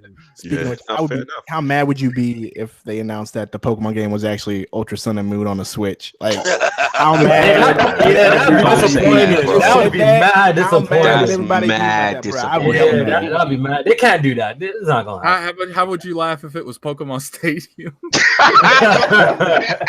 Yeah, they can't do that either. I would get Pokemon Stadium 3, but I would be disappointed because I would want the standard one. Yeah, they already said it was standard, so I'm not really worried. So Lord SpawnWave, basically, you want them to stay away from the 3DS Focus, even though it's successful for them financially. No, I mean, I think they can still throw some stuff on there, but that should kind of start to, I think, back off into like a third-party system where third parties can put their games over easily, like Atlas, and get something from that base. But I know why they're doing it, because there's 70-something million 3DSs out there, and I think they're waiting for the Switch to get to at least 30 million before they really start to back off the 3, and that's going to probably happen this year, pretty easily. So that's probably later at the end of this year they'll probably back off. And Pokemon is like the big thing that's pulling people over anyway. So yeah, it's nice. It's nice that we get the numbers. You know, some other companies don't share the numbers. Kofi is like Kofi is that middle ground. Kofi is that. I'll try. What did I do? What did I do? What did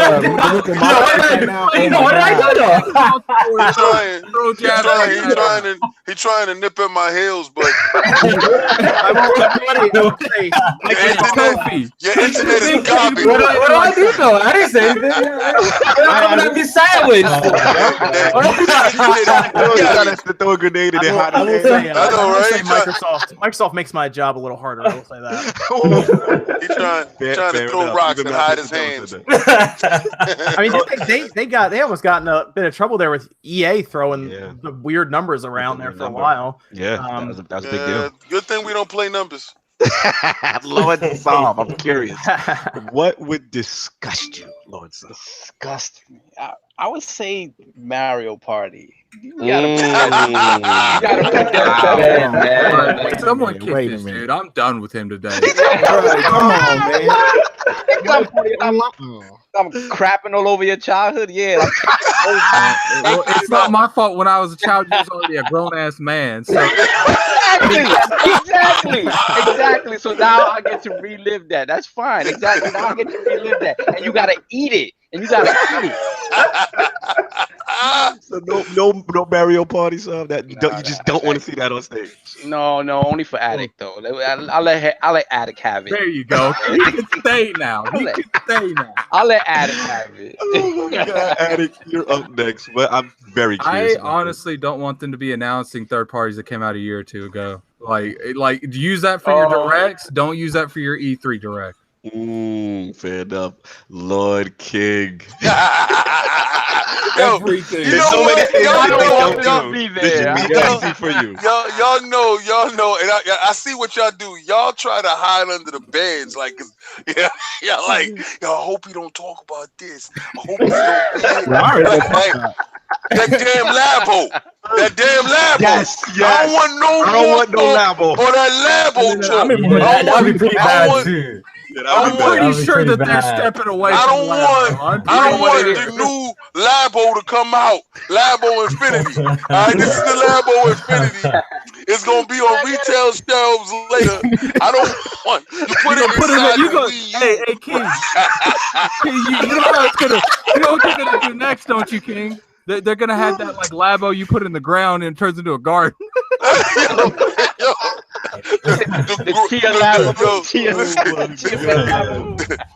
The growers edition. Hey, Kofi. What's up? They gonna bundle your internet with the new Labo. I think the Labo is a pretty good meme and joke online. Have you guys looked into like how the engineers designed that stuff? Nah. It is honestly fascinating. Like some of the stuff they actually did is pretty cool. It's incredible what they did with cardboard. I just don't want to hear a damn more word about it. No, I get that. I get why gamers don't want to listen to it or anything. But I just like looking at it because they're bringing it into like schools and stuff now. Yeah. And looking at like how the IR blaster on the back of the Joy-Con actually functions with the reflective tape and the pulley systems and stuff they have in there is I don't know who like the people who created it. Spin doctor and he's doing right now. Do you understand? understand how instantly Get him, Spin SpawnWave. Doctor, he just spun it. Like I was like, it's trash, and he was like, "But did you understand that what went around with the design of it, though? And it's true." You know, the thing is, Labo's like the Connect. We're all just trying to forget about it. You know? That's right. my God. And listen, like the Connect, we threw it in the garbage. Throw your Labo in the garbage. Do me a huge favor, Sovereign. I want to see SpawnWave, You gotta do me a huge favor, Lord Sovereign. You gotta put a Patreon for that man to make a Labo. Yes, we gotta put that as a No, he Patreon. got to wear it though. Yo. He got to try to put on that backpack. He gotta wear it. No, he's If had a you're gonna do that, videotape him making it. If you're gonna do that, if you're gonna put me in that box like that, yo, listen, I'm telling you right now, y'all better put up that Patreon with all of us doing that one chip challenge. All right. So I'm not. Listen, I'm sick and tired of just me. You understand? Eating chips and dying. I don't want to die by myself. I want to die with you. I've seen too many of those videos, and yo, you have the hardest of the hardcore. They're like, yeah, it's pretty hot. It's pretty hot. Whoa! 5 minutes later, 5 minutes later, fast forward, and it's like, oh no, this is a stuff video. It's over. No. SpawnWave, finish up your point in reference to Labo, and then I'll do my last ball. What you call it? We'll wrap this thing up. Oh, just some of the people I talked to that were working on it in PR and everything. They would show me some of the stuff they were doing to get it working, and it's pretty impressive. Like I think some of the engineers behind it probably deserve a little bit of credit, but I get why some people don't like the Labo. I understand completely, obviously. But for kids, it is very, very interesting to them. Like my nephew thinks it's like magic, and I have to explain it to him. And then I explain, the IR sees the reflective tape, and that's how it knows, this piano key is being pressed, and it does at least get them learning, which is good, I think. So. No doubt. Yeah, man. I mean, for me, I think I'm doubling down. I forgot who said it, but I think if they jump on stage and they double down on that app and the online functionality, I'm really gonna be tight, y'all. I'm gonna really be tight because we're done hearing about that. Yeah, one of my bold predictions was I'm hoping. Shout out to Dreamcast guys. Shout out to Kids Move. I'm really hoping on this Discord partnership with Microsoft and hopefully something with Nintendo to at least allow that app on there and that functionality, because we all know, like Lord SpawnWave, you were one of the first to have, you remember when the Switch came out, and Lord King would laugh at me, but I would watch your video and I'm like, yo, the functionality for a headset and mic is in the Switch. Yeah. Like, it's there. Like, their purpose. He not telling you what really happened. Yo, listen, this is real quick, and this is to the point. We was out there purchasing all our stuff pre-purchase and getting ready for the Switch. He said, y'all purchased the headset. I said, what the hell you do that for? I said, you can't talk to nobody in that thing. They can't do it. He was like, man, it's a headphone jack in there. I'm purchasing the best one they got. All right, cool. 2 weeks in, I'm like, yo, did you talk to anybody yet? You know what's interesting about it? If you play Splatoon and LAN, it works. Yes. It's the weirdest thing. Yo, do you hear him? You gotta stop. You gotta stop for a second. I'm telling you right now. I want you to check his bank records. He's getting a check from Nintendo. I'm telling you right now. Yo, his Spin Doctor, you could say something negative 5 seconds. He right behind. Do you really understand? It's actually really funny that you're saying that. If you go back and look at one of my videos when the app came out, myself and Max, Dreamcast guy, spent about 15 minutes laughing at it on like using it. Terrible. And Nintendo yelled at me. it's because we were playing Splatoon and I didn't put in a disclaimer that they sent it to me. But I saw the email and I was like, are they yelling at me about laughing at it? Because we were ripping this app. And I was like, are they yelling at me about laughing at their app? I don't know. No, it was about Splatoon. I just thought it was really funny. Oh man, we were the first ones to use it. They need to know that's trash, man. They really need to know. Well, no, that's why I brought up the Splatoon thing, because it works, but they're using this really weird, unnecessary app. Right, and it's just so frustrating. Looking like a bot out there with all the cords around you, the headset, charge your phone. You know what I mean? Like a Ghostbuster. Yo, what happens if you got an iPhone, bro? You have to use the adapter. Like, how many? Like, this shit's crazy. That was one of the best days on. You gotta wrap yourself in some cords, bro. Shit looks stupid. when that accessory launched, that was oh my god, man! Look at this dude. Yeah. That was the best day on Twitter. Yo, this is the internet starter kit. That was the best day on Twitter when they remember that? People had like Goro from Mortal Kombat holding it and all that stuff. Yeah, man. Like I said, that would be the most disappointing thing, man. So I mean, they ruined it. They killed it. Like, it's bad that people found that it works in Splatoon because now people are looking at Nintendo like, why are we using this? Why are we using it? Yeah. And shout out to Kofi's tweet, man. Like I saw your tweet, and I had the same feeling. It was just like we waited a whole year for you to announce this, like this, no voice chat, not even messaging. You know what I mean? Right now, the friends list is just like a virtual online stalker list. Oh, he played this 4 hours ago. Exactly. Oh, he did that. It's so frustrating because the old platforms had it. They're in the new like they've knocked this system out of the park, but they refuse and they're just doubling down on stubbornness. You know what it is? They're lucky they just got good games. It's just that simple. They're lucky. Microsoft's position and not all of this going on. Oh my God! Yo, Kofi, they got them good old games. Now, King David needs to pull up our press. We can have a lot of fun, man. We like talking smack. You know, it's all the funny games. I like that. Absolutely. If this would have happened with Microsoft, they would have sold that Xbox brand years ago. They have the best service though that's true. Out of the three. And, so they're gonna want them to communicate together because it's like one has the best services, and the other one has some of the best first party. Microsoft servers send data to my console so much faster when it comes to downloading. Like the eShop is so slow. PSN is trash with that too, man. Yeah, but Microsoft is like PC, Microsoft's like, oh, you got gigabit speed? Here's a gigabit, boom, and just throws it at me. And their online integration is amazing. Game Pass is the best value in games. You notice that for all of that, right? Like what y'all just said, Nintendo got the games. Sony has some type of pedigree when it comes to bringing a cinematic feel to some of their games and stuff. And they have the graphics and really nice stuff. And Microsoft has the internet and the connectivity with your friends. If we can merge that all into one system, then we would pay $300 spread out like that. We spread out right now. We'd be paying a lot of money per game then because there would be competition. We're gonna wrap this thing, y'all. I'll ask SpawnWave one question before we get out of here. I was gonna ask you because I know I don't want to go too long with this last thing, but we all know what has happened. And King laughed and when I told him the news, obviously about the Switch being hacked, right? So the whole thing is now we know that it's on the Tegra level. There's nothing that they can do from a firmware standpoint to prevent it. So we know new revisions are coming. So my question to you, SpawnWave, is just that in reference to a new revision, do you think that this now speeds up the process of almost maybe like a Switch 2.0 so that maybe we get a little bit of like the latest Tegra, latest power? Does that accelerate that, you think, with the hack situation? If anything, it probably slows it down. Really? Well, they have so many lanes in their manufacturing warehouses. Now they're pumping out these chips. So technically they're making a separate chip that we at least know about because people pulled apart the firmware. So they're going to be basically putting those on pallets and getting those ready while they're probably playing around and designing other stuff in the background with NVIDIA.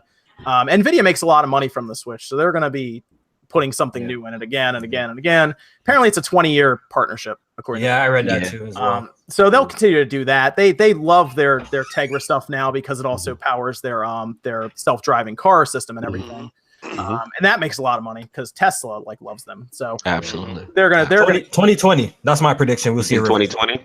That's my prediction. Yeah, that would actually be the longest we've ever gone with a revision taking that long. Revision.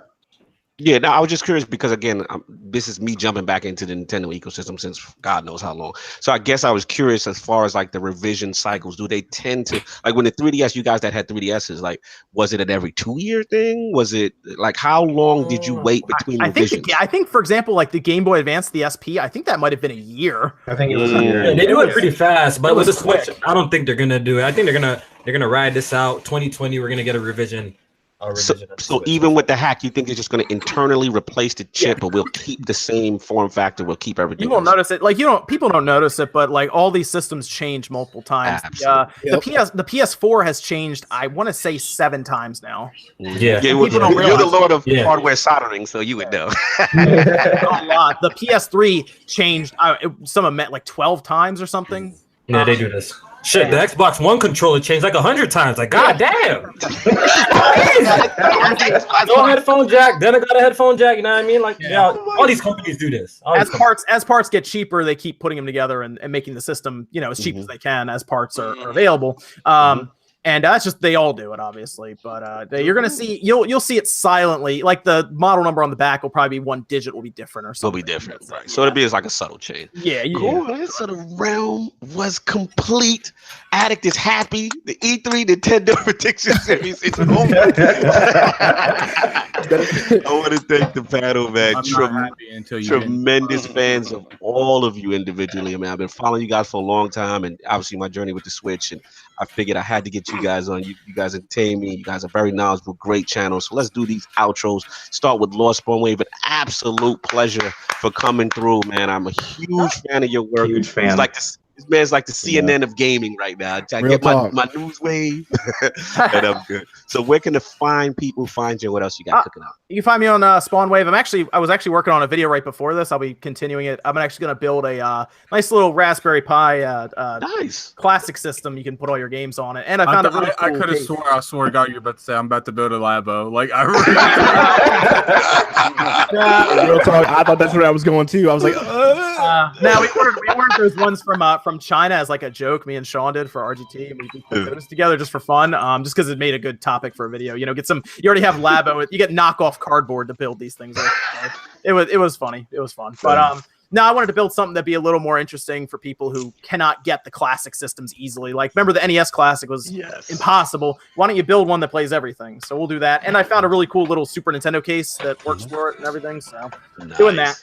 Nice. And that Spawncast is still every Saturday, 9 p.m. Get your plug on, man. Yeah, man. Every Saturday at 9 p.m. Eastern time. Have a lot of fun on there. Talk about games and stuff from the past week. It's a good time. No doubt. Thank you very much for coming through. So, Lord Kofi with the smoke of all smoke today, yo. He was lit, it's all fun and games. It's all fun and games at the end of the day, Like, I just like taking jokes. I like jokes. Like, this is not serious to me at the end of the day. Like, people who know me know I enjoy all games on all platforms. You know what I mean? I just want to play great games.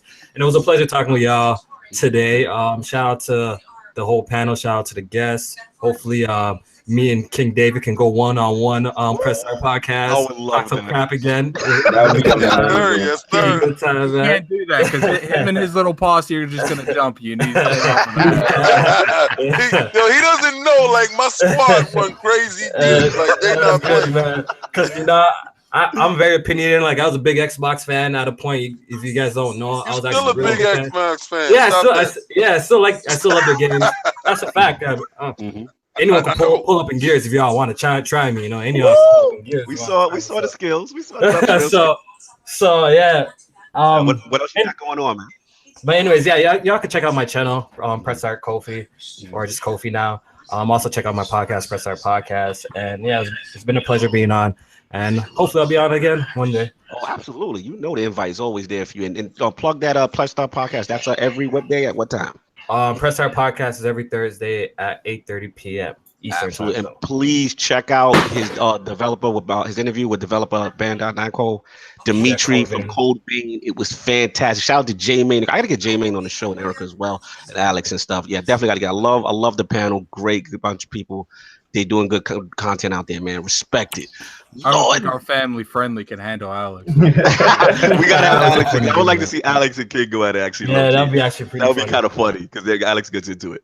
Lord Dolapo, my man, out here busting his gun early, repping, giving a compliment, and that, you know what I'm saying, that Star Fox race. You actually gave me a lot of confidence, man. Where can the fine people find you, man? What else you got going on? So you guys can find this all at Potentially Perfect here on YouTube, PoPerf US on Twitter and Instagram. So what we do over on our YouTube channel, if you're into it, is we like to talk about things that generally don't get talked about, such as like video games as an art. That's not really a topic that people talk about anymore. Girlfriend mode, just did a video on that. So it's not always flavor of the month things, but I think it's things that need to be discussed, and I do scripted videos, essays on that.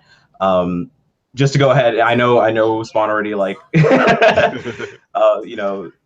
showed us like what he's about, but like I'm telling you, like, I watched his stuff so much. Absolutely, I started paying for it. Like I got Patreon. I like since 10,000 subscribers. I'm telling you, beast out here, man. That's where you get your news. And so definitely really check him out on Saturday. He does his own podcast too. So, but yeah, that's what we do. We do funny stuff because we believe that video games are fun. They should stay fun.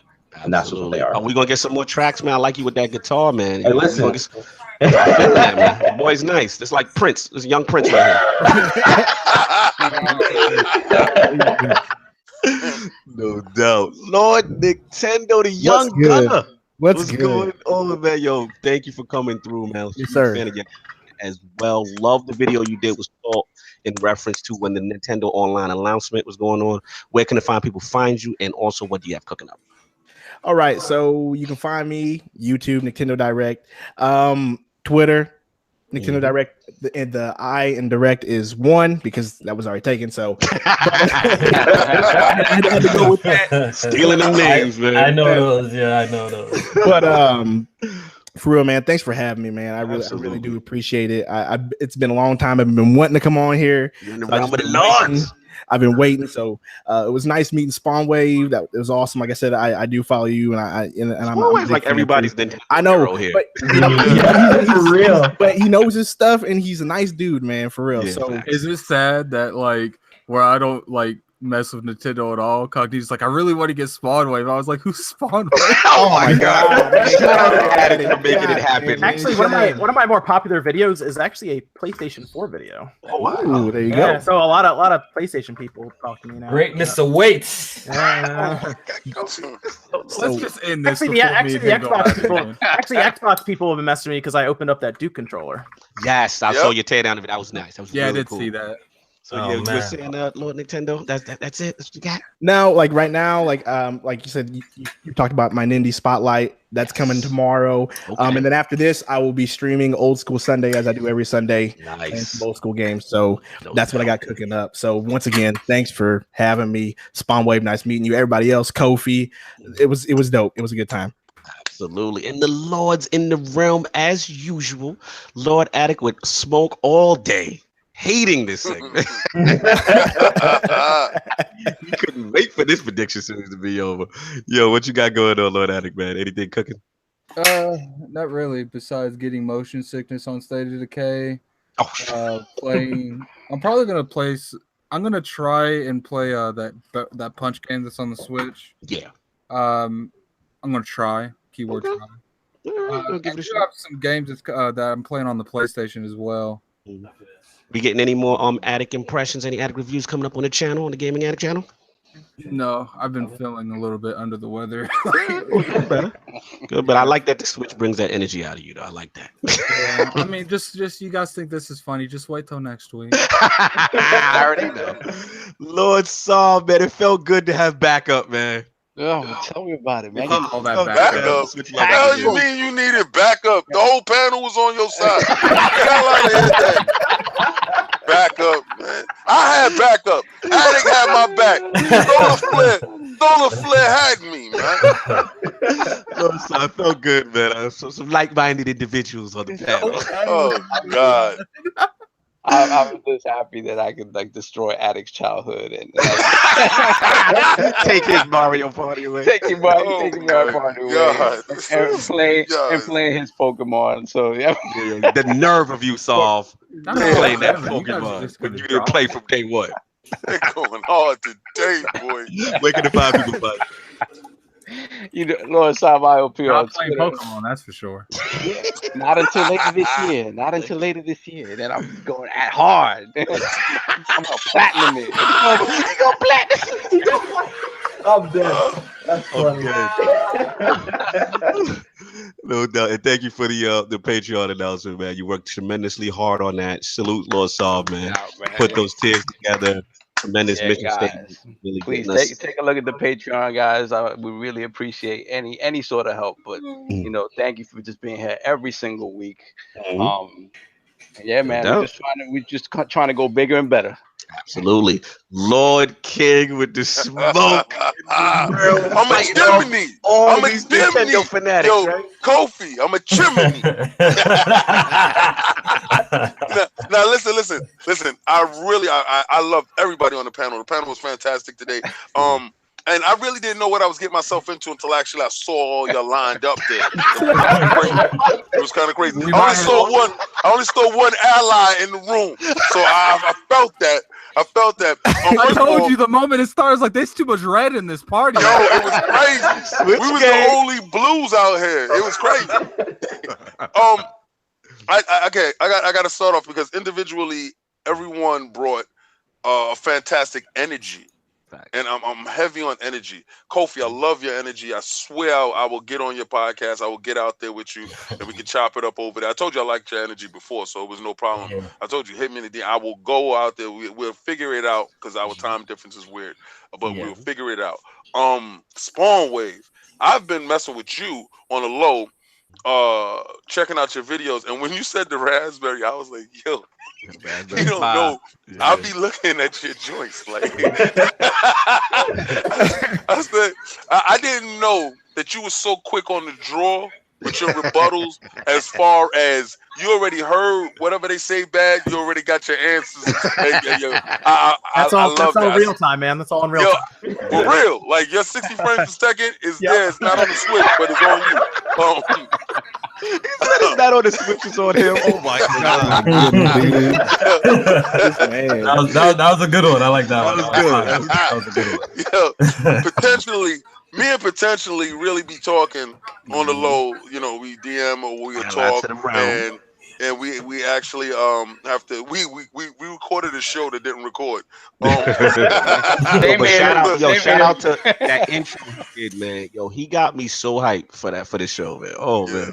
Yeah, so he got another PC, so I'm gonna get down with him on that. We're gonna do that show because he gave me a wealth of knowledge. That's what I talk about, a wealth of knowledge. Please, guys, make sure you're DMing and get to know each other.